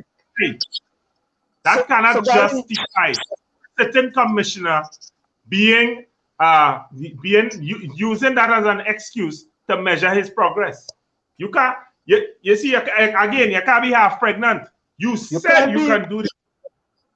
Knowing the type of people we had, you knew about the gangs before you came into office, so you had a plan. So what happened to your plan? So the gangs just in charge then. The gangs made your statements null and void. The gangs made your expertise down to naught. That's not good enough. Well, what I would say, and you could tell me if I'm right or wrong, I think he didn't have the team prepared and ready for him to go into that what he thought he can do.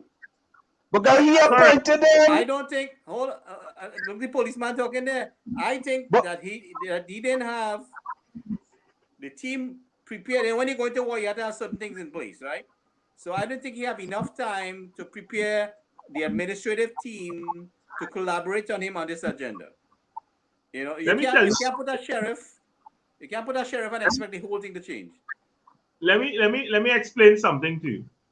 Gary Griffith had to work with DCP Dulal Chan, who was vying for the same office that he held.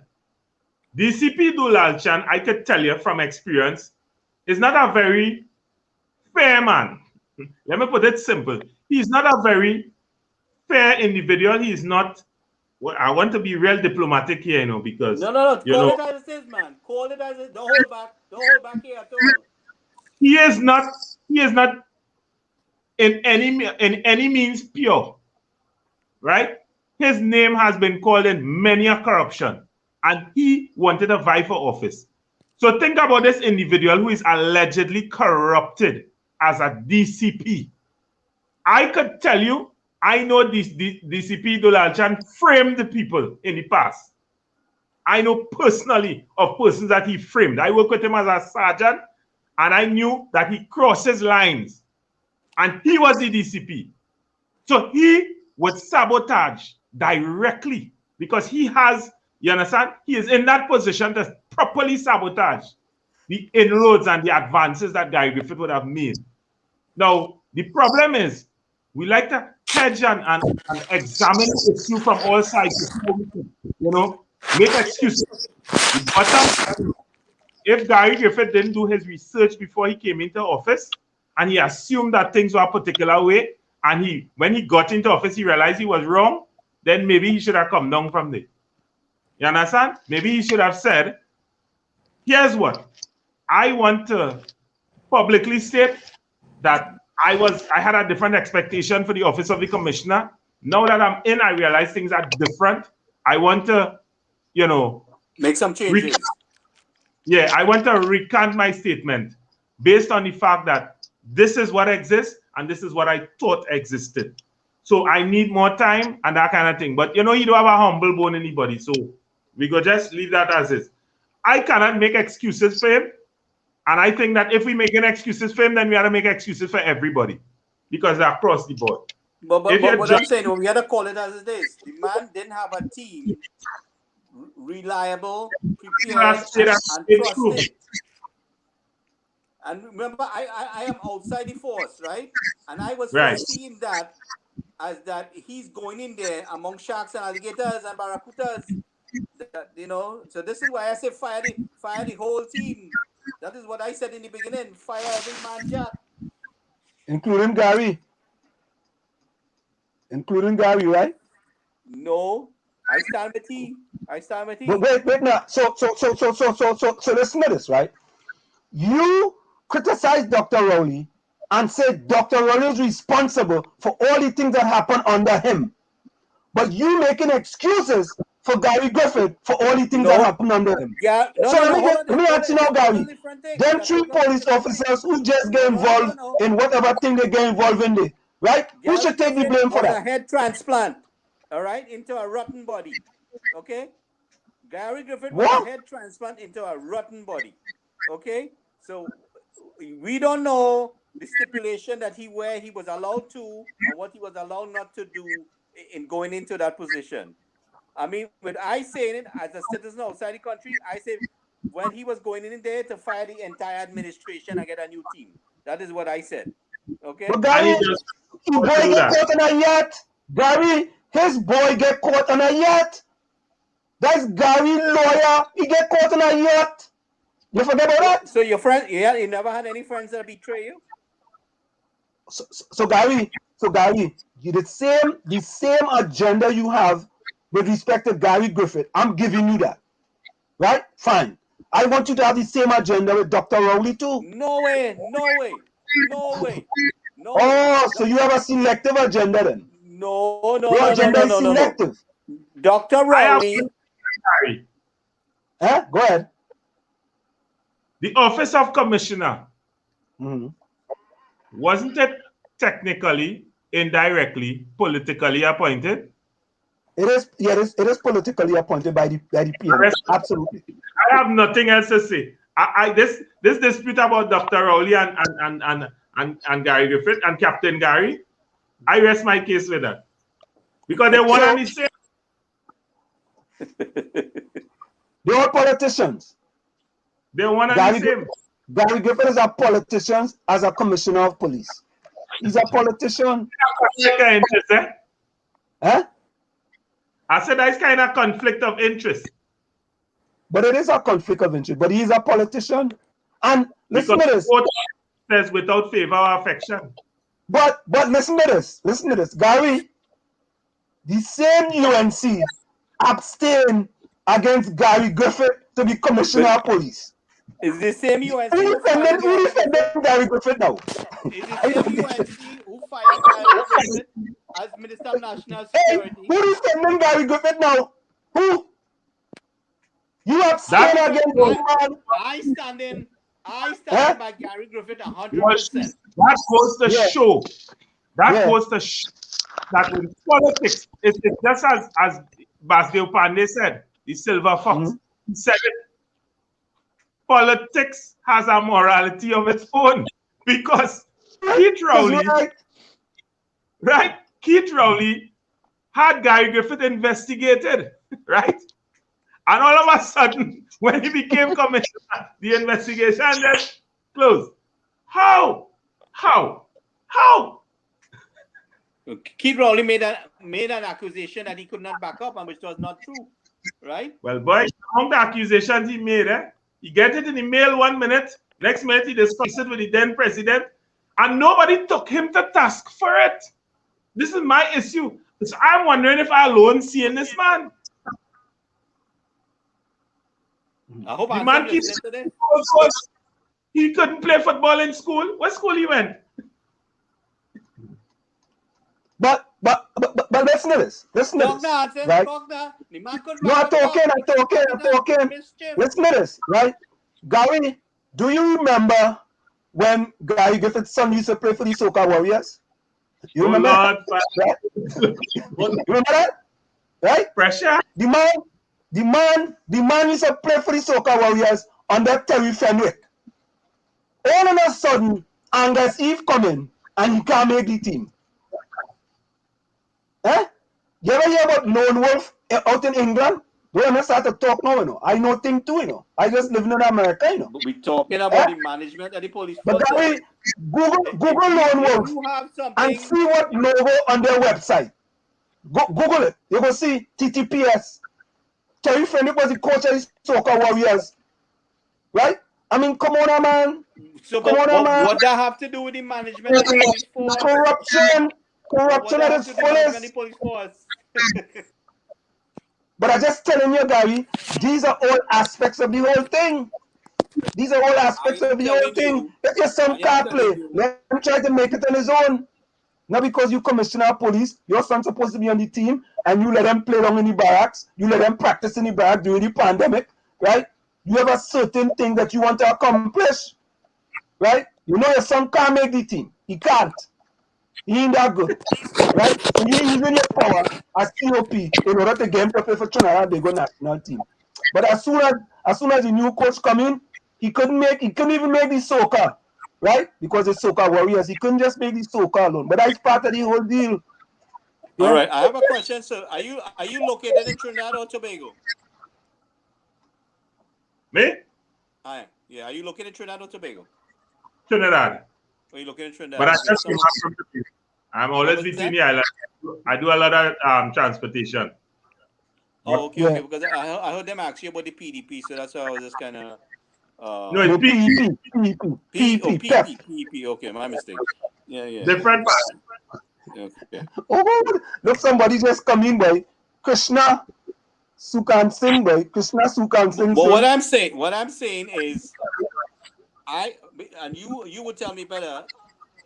I believe that Gary Griffith did a hell of a lot of better job transforming the police force compared to the other commissioners before there. The previous commissioners, people were kidnapping right?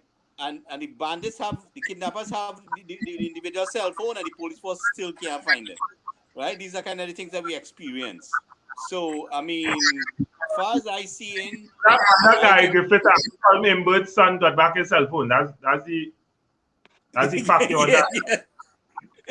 Yeah. What I'm saying is, I mean, the story didn't add up to me. In my limited brain of policing, I'm trying to understand how come Imbert's son could shut down. What kind of vehicle is boy driving to be shutting down in Laventille and have his phone stolen? I mean, oh God, if you're buying weed in Lavantil, nobody is saying no. You get robbed when you pull up on the block. We can live with that. Exactly. Man. Lou, they're selling weed, Lou. This man shut down in Lavantil, and within hours he get back his phone. Yeah. So why can't that luxury be afforded to all citizens of Trinidad and Tobago? So then Gary Griffith showing favoritism to the minister's son then. Well, we look at the situation with Andrea Barrett, right? I mean, we had some time there. If we had gotten the same kind of a help, right? Correct. I think we would have been able to locate Save him her life. quickly and probably save her life too. You know. Yeah. So then Harry dropped the ball in. But before with the previous two commissioner of police, I see a drastic difference in the management. I mean, Gary made a great effort. He was very hands-on. He was on the ground, with the guys in a lot of the operations. He wasn't sitting behind the desk. He was on the job. So I think he has done a lot, and you could verify more on that. Gary, I want to say this right before Dr. Real says something. I want to agree with you that Gary has done a lot of different things with management. For example, the way we manage David Welch as opposed to how we manage Philip Alexander, right? Oh Lord. Philip Alexander was able. That is the example of the police force undermining Gary Griffith. You remember that? Oh God, Gary, boy, oh God. Gary? Here's something. David Welch. They assault David Welch. When Philip Alexander went out, he said he went out to prove a point. They treat him with kid gloves. You still don't understand. Philip went up and said, let them do that to me now. Because he was pissed off. That's Gary management style. Because him and Philip is boys. Philip just tell you that. Gary Griffith is his friend. So he get treated, he get white privilege treatment. As opposed to little black boy from Mova. Oh, come on, Gary. Philip agreed with that. I asked Philip that question. Philip agreed. He said yes, he get white. But Gary, so you want to disagree with Philip Alexander now? Philip Alexander agreed that he got white privilege treatment. Yep, sure did. I asked him that question point blank. He agreed. Sure So you all right, Gary. Sorry. But you acting like the police force is the police we dealing with over here in the US. But Gary, I asked Philip Alexander, did you get white privilege when you went before the Red House as opposed to David Welch? Dan, you was there? He said yes. Okay. So what color the police force? Go ahead, Dr. Real. Go ahead. I like the way this conversation going. But the funny thing, Philip Alexander applied for a firearm user's license along with a black man who has military training and so on and so forth. And at the time, the person was involved in a paramilitary role as well. Philip get a firearm way before this man. I don't even think the man get a firearm today. And the thing is, Philip Alexander was not trained in the proper use of firearms. And it's proven when he would have gone to the Queen's Park Savannah, saw some people exiting their vehicle with a dog. Philip came out of his vehicle, left what he was doing. You proceeded along the Queen's Park Savannah, whether it be Queen's Park West, I believe it was, and you get out of your vehicle to remove your firearm and tell these people, this is a gun in my hand. It's there. It's still on the books. And my issue is, from the time you want to tell somebody there's a gun in my hand, you want to realize that you're powerless. Then people don't care about you. If you want to tell, the presence of a firearm supposed to command a certain level of respect. If you could pull out your firearm, matter of fact, the NSP speaks about drawing a firearm for a specific purpose. He should have lost his FUL then when he did that. Because you do not draw your firearm unless it's for a specific purpose. The people at the dog on a leash, whether it's a dangerous dog or not, and you want to prove a point, fine. But you have no right to draw your firearm. But again, the same law would apply, the white privilege, because he's Gary's friend. So Gary will give him a blight, and that was probably never even investigated. If I was the commissioner of police, it could have been my friend. My friend can't make me look bad, I embarrassing you. You understand? So again, we see white privilege again because the person who is qualified, certified, and is in the line of fire didn't get the firearm.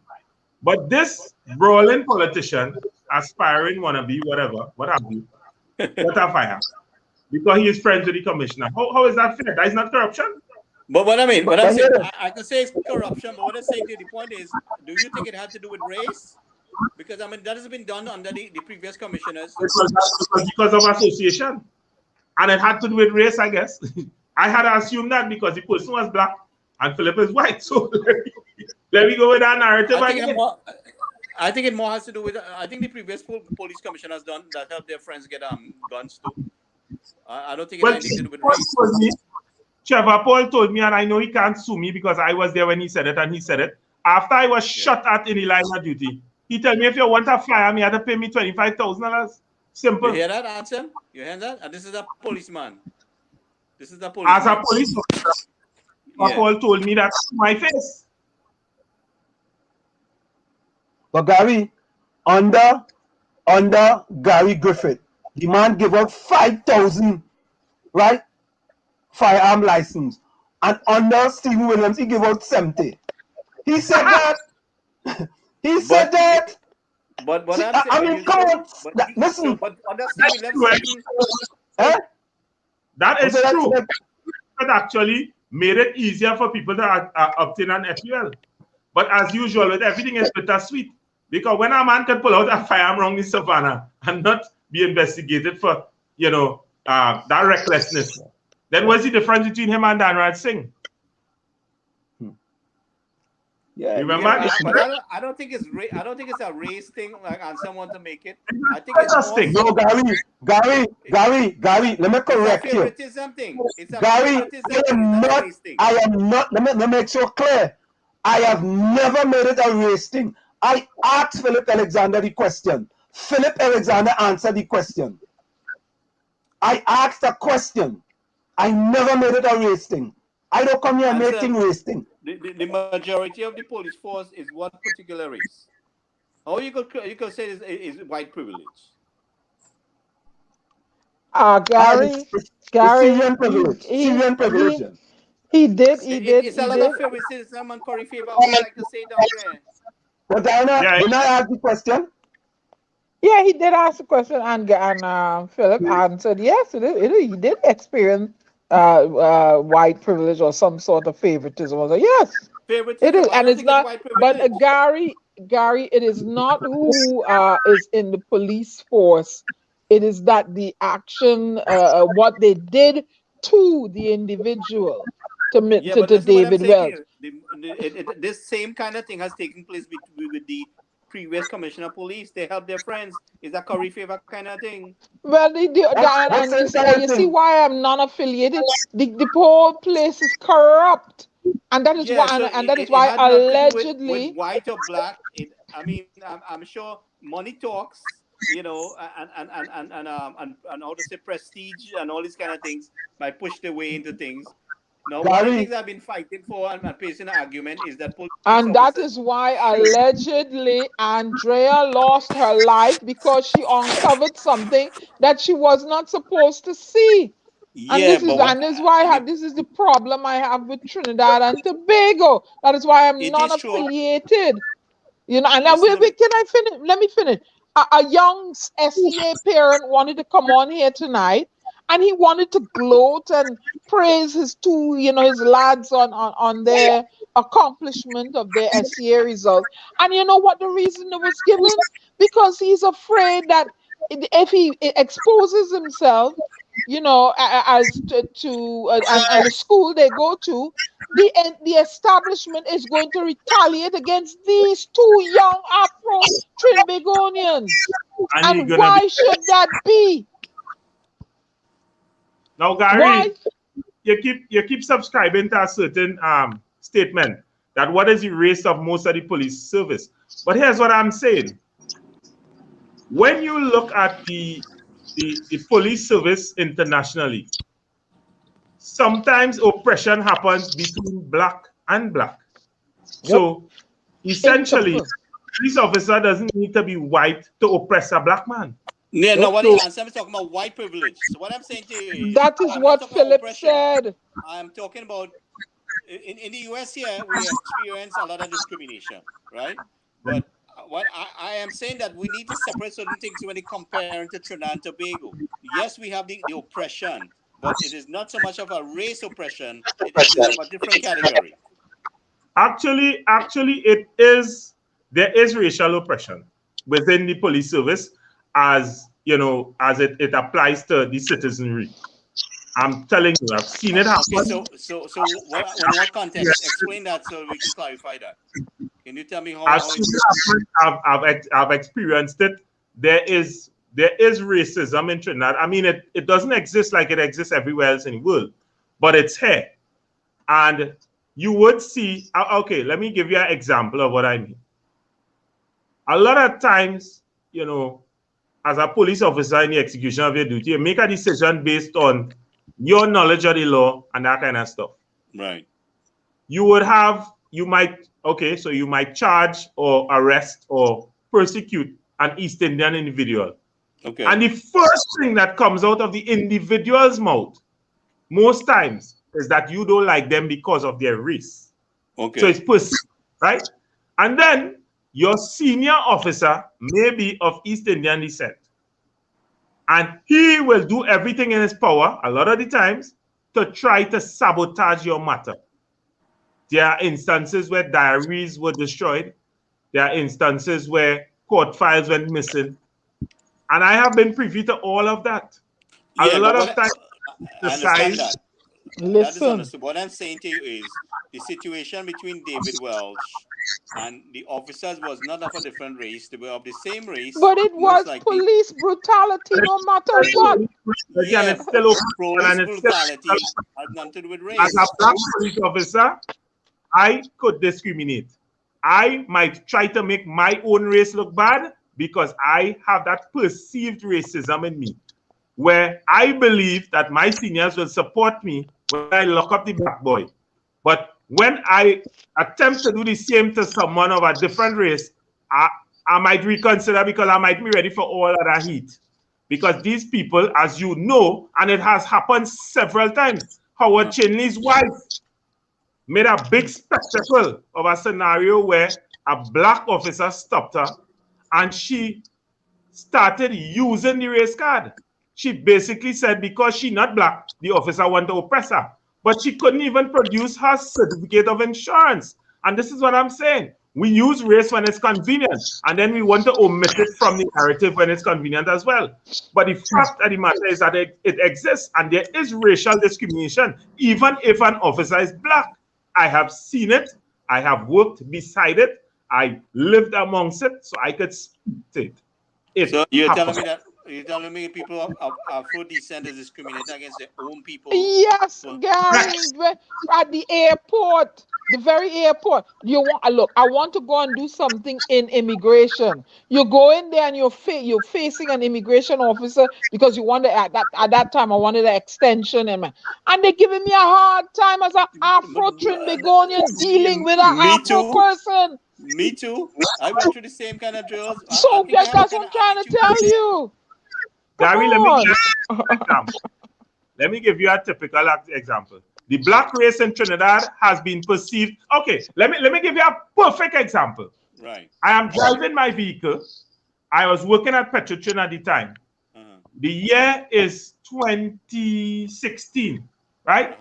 So I'm driving a brand new car proceeding along the SS Erin Road. Now you have to pay attention to all the details, right? So I left Santa Flora where I was working, and I'm proceeding through Siparia. Something ringing a bell here now. Here's what happened to me. You'll tell me if this is racial oppression or not. Right. An old lady leaning heavily on her cane puts out, she barely lifts this feeble hand to stop me to get a ride. I stop my vehicle. I exit to help this old woman the senior citizen, into the car because she couldn't even walk properly. So I help her into the car and she says, son, I'm going by the bank. So we are in Quarry Village, Siparia, near the Catholic Church. So I proceed from Corrie along the SS Erin Road and I get to Siparia. Now, when I get to Siparia, Republic Bank is on the junction. So it's a 4-road junction. Republic Bank is on the corner. I park 9 meters from the corner. Just before the zebra crossing, I exit my vehicle. The elderly lady held onto my shoulder and asked me if I could help up the steps to the bank. So I leave my car. I proceed to the bank, get her a seat. I call a customer service representative to her aid, and I exit the bank. Upon exiting to the bank, vehicles were proceeding northward and southward along High Street Siparia without being disturbed, right? So my car was sufficiently to the western side of the road. I get into my vehicle, I close my door, I put on my seatbelt, and I proceed to move off. I hear on my back window, out of respect for the officer, I did not drive off. But the lawful way to stop any vehicle in Trinidad and Tobago is what you call a full front stop signal. Right hand facing forward, right? You need to point at the driver and you need to raise his hand above your own height to stop this vehicle. So I am not obligated to stop under any circumstance. I could drive off. I look to my right, I see 9275 SRP, East Indian descent. I use the power button to roll on my front window. Good day, sir. How can I be of assistance? I am in Petrotrin coverall. This young man, who clearly to me, based on my recollection, this number was fresh out of the depot, will look at me, license not insurance. I said, good day, officer. You don't have to speak to me like that, but here's my driver's permit. Let me look for my insurance. Looking for my insurance. Whilst I'm looking for the insurance, I say, officer, could you enlighten me of why you knocked on my back window instead of giving me a full front stop signal to get my attention in order to get my driver's permit and insurance? What was the urgency? The officer couldn't answer me. He started looking about because it's probably his first day on the job. At the same time, another officer in gray and blue, because you know there are plenty of uniform, with 2 chevrons on his sleeves, runs across. What's the problem here? I say, officer, I'm asking you, officer, what is his reason for this routine traffic stop? I said, first of all, he didn't give me a full front stop signal, which means that I'm not obligated to stop, but I did, out of respect for the office. He said, so where's the problem? I said, well, he has my documents, but I want to know, what did I do wrong? He said, well, you park on the pavement. Now, if anyone knows, there are some short concrete posts with some chains that prevents you from driving up on the pavement. So I said to the senior officer, I said, sir, you may want to consult with the left side of my vehicle before you form that opinion. So he did. He came back. Well, you're efficient now. You're causing unnecessary obstruction. I said, officer, causing unnecessary obstruction contrary to section 3856 of the Motor Vehicle and Road Traffic Act 4850 dictates that persons will not be able to proceed in the same direction as myself if I'm causing an unnecessary obstruction. He starts looking around again. Well, you park and you're not supposed to park. I say, for you to assume that I'm parked here, you were supposed to have been paying attention to my vehicle for a specific period of time. Yeah, me understand. You're a police or something? I said, no, sir. He said, yeah, what now? All your kind of people feel because all you in power, all you could do all you want. So I said, sir, with due respect, what is my kind of people?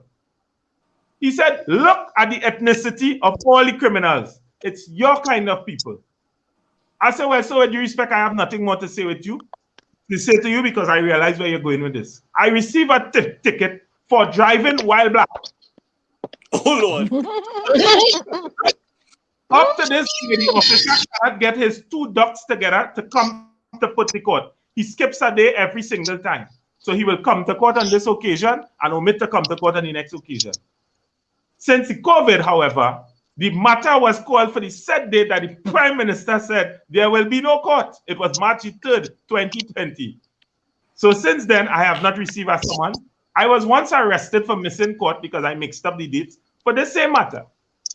I saw where persons missed court and they were escorted in, no handcuffs. I was handcuffed, even though I'm a former police officer. So guess what?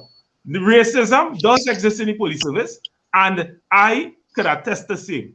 And there was another incident, but I don't want to keep it back too much all the time, where a black officer oppressed me because I am black again. And I saw him operate differently with an East Indian man. So it happens. You understand? It exists. It may not be in the magnitude that it exists internationally, but it exists. So, I experience it from the time you get to that airport there at Piaco. You get, it's like, you get this coldness. I don't get it in Tobago, at A&R Robinson, but I get my own Afro people. You get it, anybody at Piaco. Let me put it that way. You get a coolness, a stoic, a Siberian kind of Arctic Express hits you, I'm like, wow, for coming home to my country to spend some US dollars, is this the way I'm treated? Oh, okay, so, I born in Trinidad. Watch yourself. So when you give them the foreign passport, the U.S. passport, they want to stamp 2 weeks in you. I say, hey, I want me 3 months that I'm entitled to. I'm entitled to it.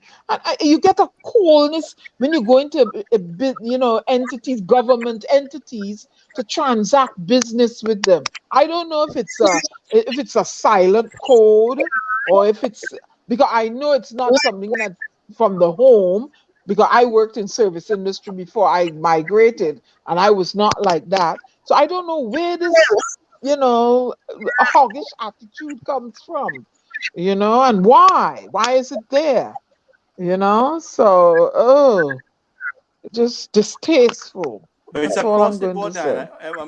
I get treated so by Indian people when I go to the airport there. Yes, that's what I'm telling you. Insulting me, like if I drop a bag or something.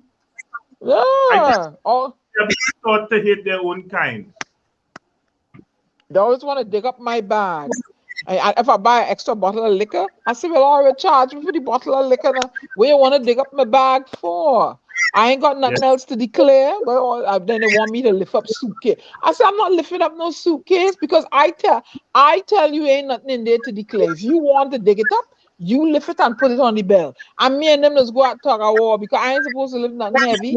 I drag it, but I don't lift it. I pull it on the wheel, but I don't lift it. So me and them at tug of war when we get there. I don't think they must see how my name flag. I know I gone out against Dr. Rowley and he stupid exemption policy and small pin and Ethelbert Hines. Oh Lord, they want me. What's a fun fact for you? When I'm leaving Trinidad, they like to search my suitcase. And I'm affiliated internationally, right? Military-wise. And when I land in the US, I get royal treatment. That's something. So Dr. Real, I want to say, man, it's always a pleasure when people like you come into the village. We really appreciate your time. And we always ask people this question before they go. If you had to send a message to the Prime Minister of Trinidad and Tobago, Dr. Keith Christopher Rowley, what would be your message to the Prime Minister? My message to the Prime Minister would be simply, I see you, and I am sorely disappointed because after what Trinidad and Tobago would have gone through under the last regime, and we needed some sort of change, and we were hopeful.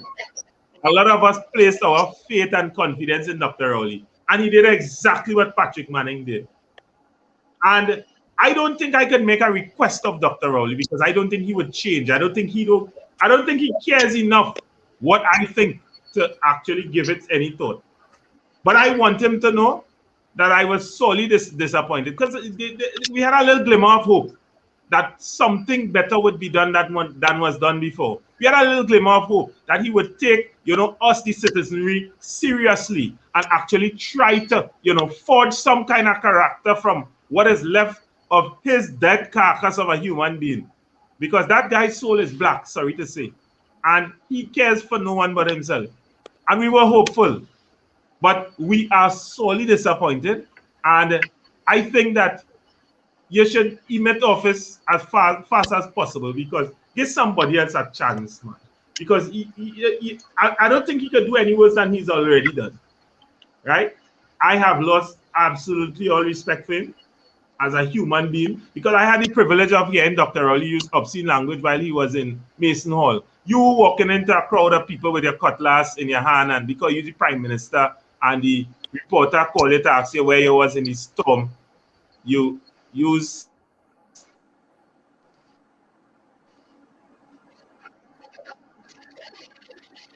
sorry about that.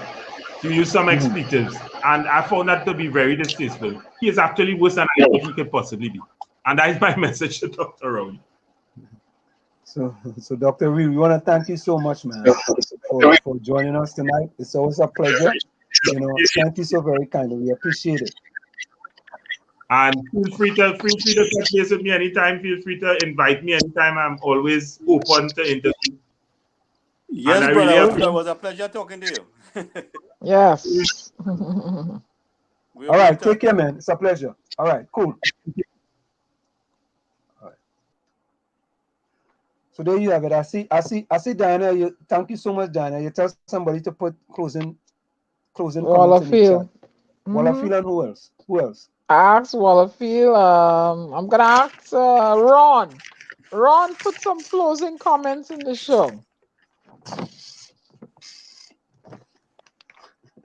Please, Ronnie, little Ronnie Horner. You think we could put enough pressure on them to change their ways? I don't know. But the man talk the truth. Nothing you could say to Dr. Rowley, you could change his attitude or anything like that. There's nothing you can say to him. That's 100% true, and that's the way I see it. Nothing you can say. And Mrs. Bisesa I think she needs to resign, to tell you the truth.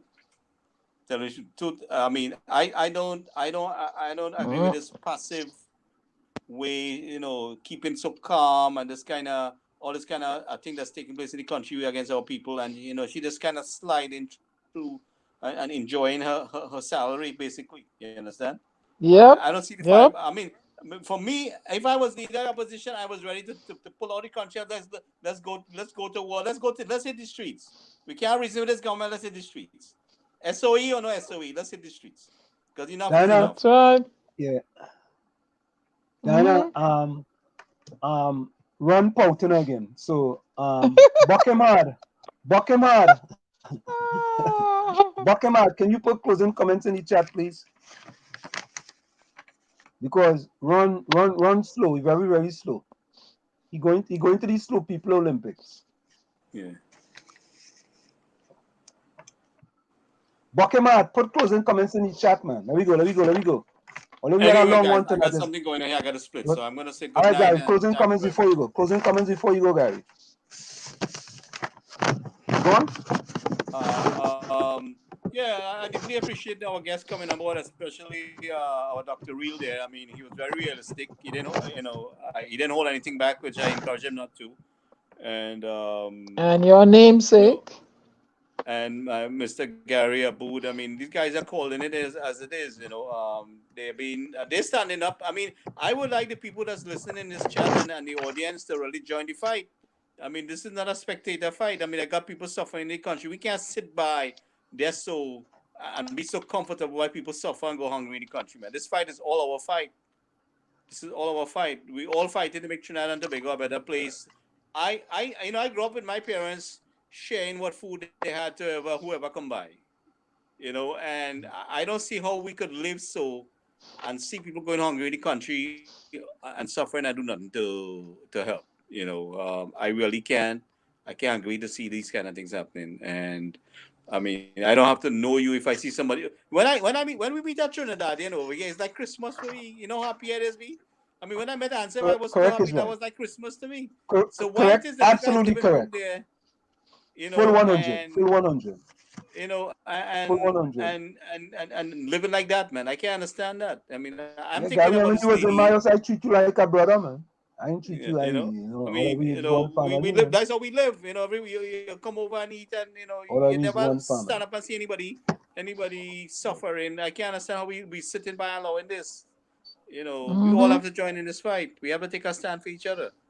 So Yep. I'm calling our people to be our brother's keeper. Well, I mean, look where we are. Look where we are, and we ranting, and we putting our money where our mouth is. I mean, giving all our time to help our people, and they on the ground, and it's like this is not entertainment, man. This fight is real. So I would like to see the people in this chat, the listening audience, join the fight. All right, guys. So good night. We'll catch up. All right. Thank you very much, Gary. It's a pleasure, man. Mm-hmm. Always a pleasure. All right. And of course, folks, Frederick Douglass says, it's easy to build strong children than to repair broken men. From where I sit, this is it. The clock on the wall. So that's all I like to say, but I've got to go. Remember, hard work beats talent, and talent does not work hard. For every 60 seconds of anger, you lose 1 minute of happiness. Go ahead, Diana. Hold on, Diana. Diana, 1 minute. 1 minute. Can you Hold do on. the? Oh, I thought I wouldn't have had it. I have it up. Good. Go ahead. Okay. All righty. I'm going to do something on, oh boy, choices and their consequences, because we touched on it earlier tonight. Choices have consequences. You get to make your own choices, but you do not get to choose your consequences. Who is in control of our choices and decisions? And what happens as a result of them? As humans, we like to believe that we are in control of these two and that we are in complete control of where we go and what we do in life. But is that really the case? It is often said that choices have consequences. While you are free to make your own choice, you are not absolved from the consequences of your decisions. Most human beings are present with free will to do something of their own free will. Whilst establishing that human beings can think and act freely, it is important to remember that everything you do comes back to you, and the consequences, whether good or bad, will follow you forever. It also affects everyone in your path and have long-lasting repercussions on your life.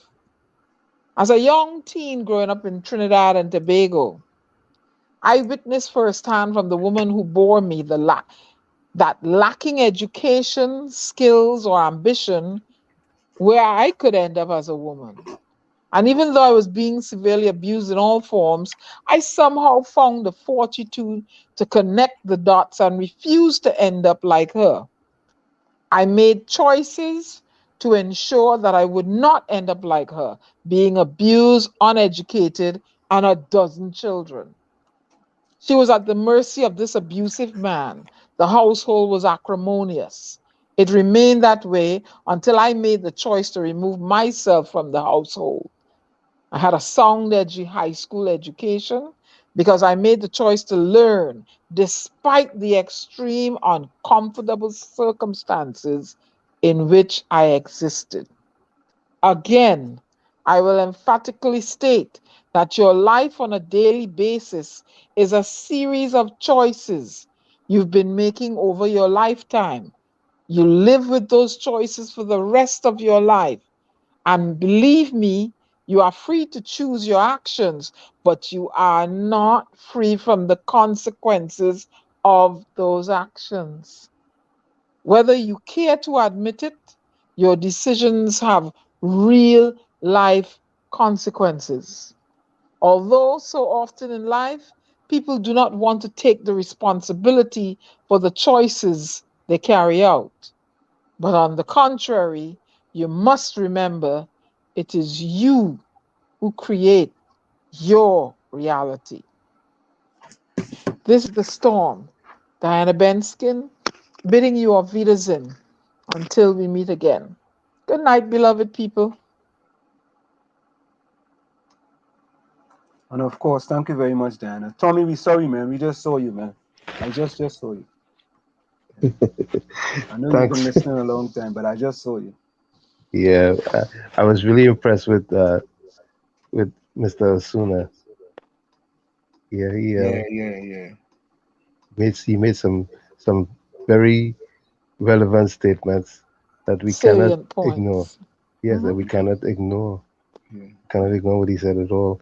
And over and over, we see that with both political directorates that we have in Trinidad and Tobago, they are doing the people the wrong thing. They're doing wrong by the voting public. They continue to divide. Divide to rule. Anyways, I appreciate what you guys are doing. Sorry I couldn't be earlier because I have some other obligations that I'm trying to see if I can get in gear. But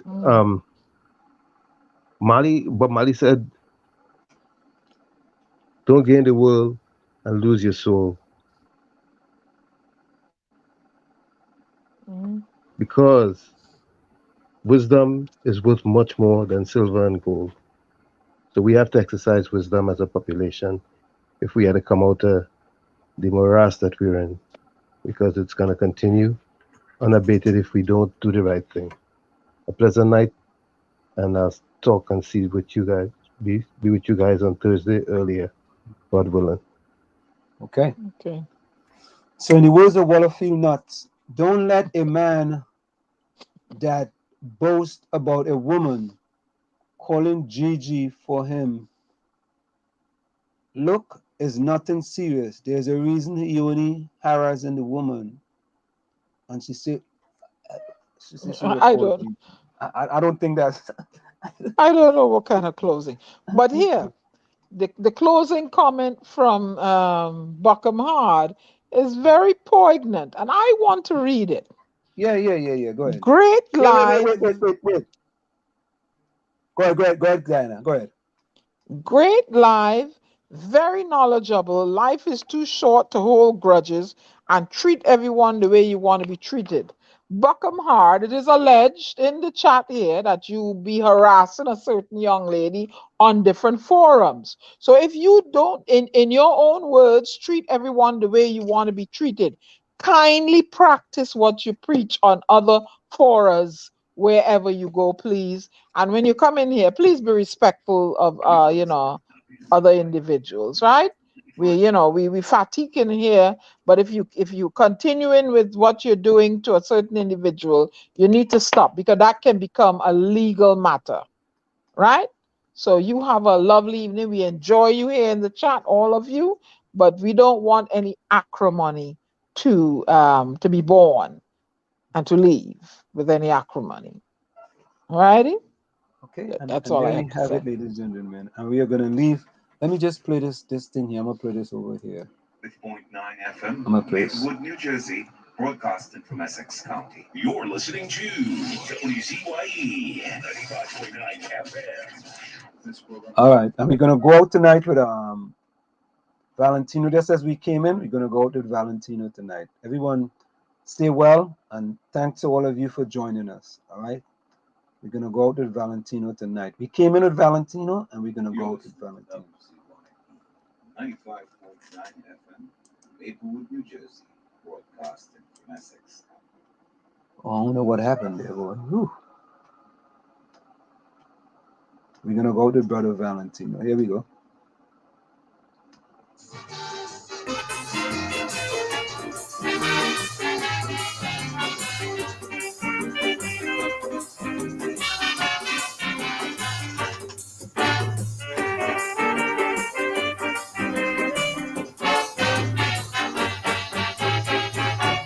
You talk about a place where the people are carefree living.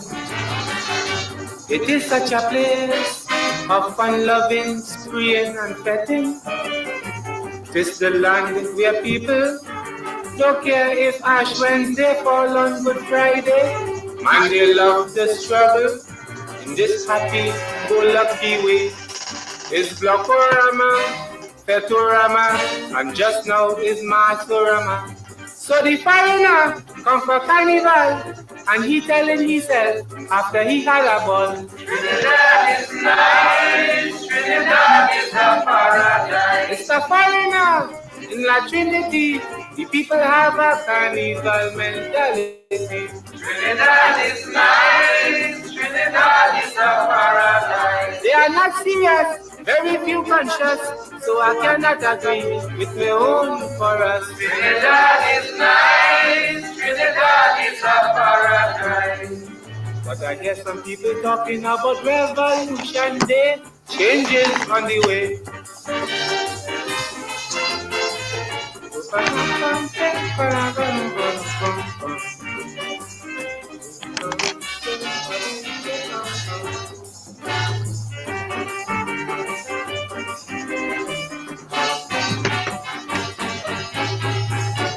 They're born in a land, the better parts controlled by the alien. They fill the pocket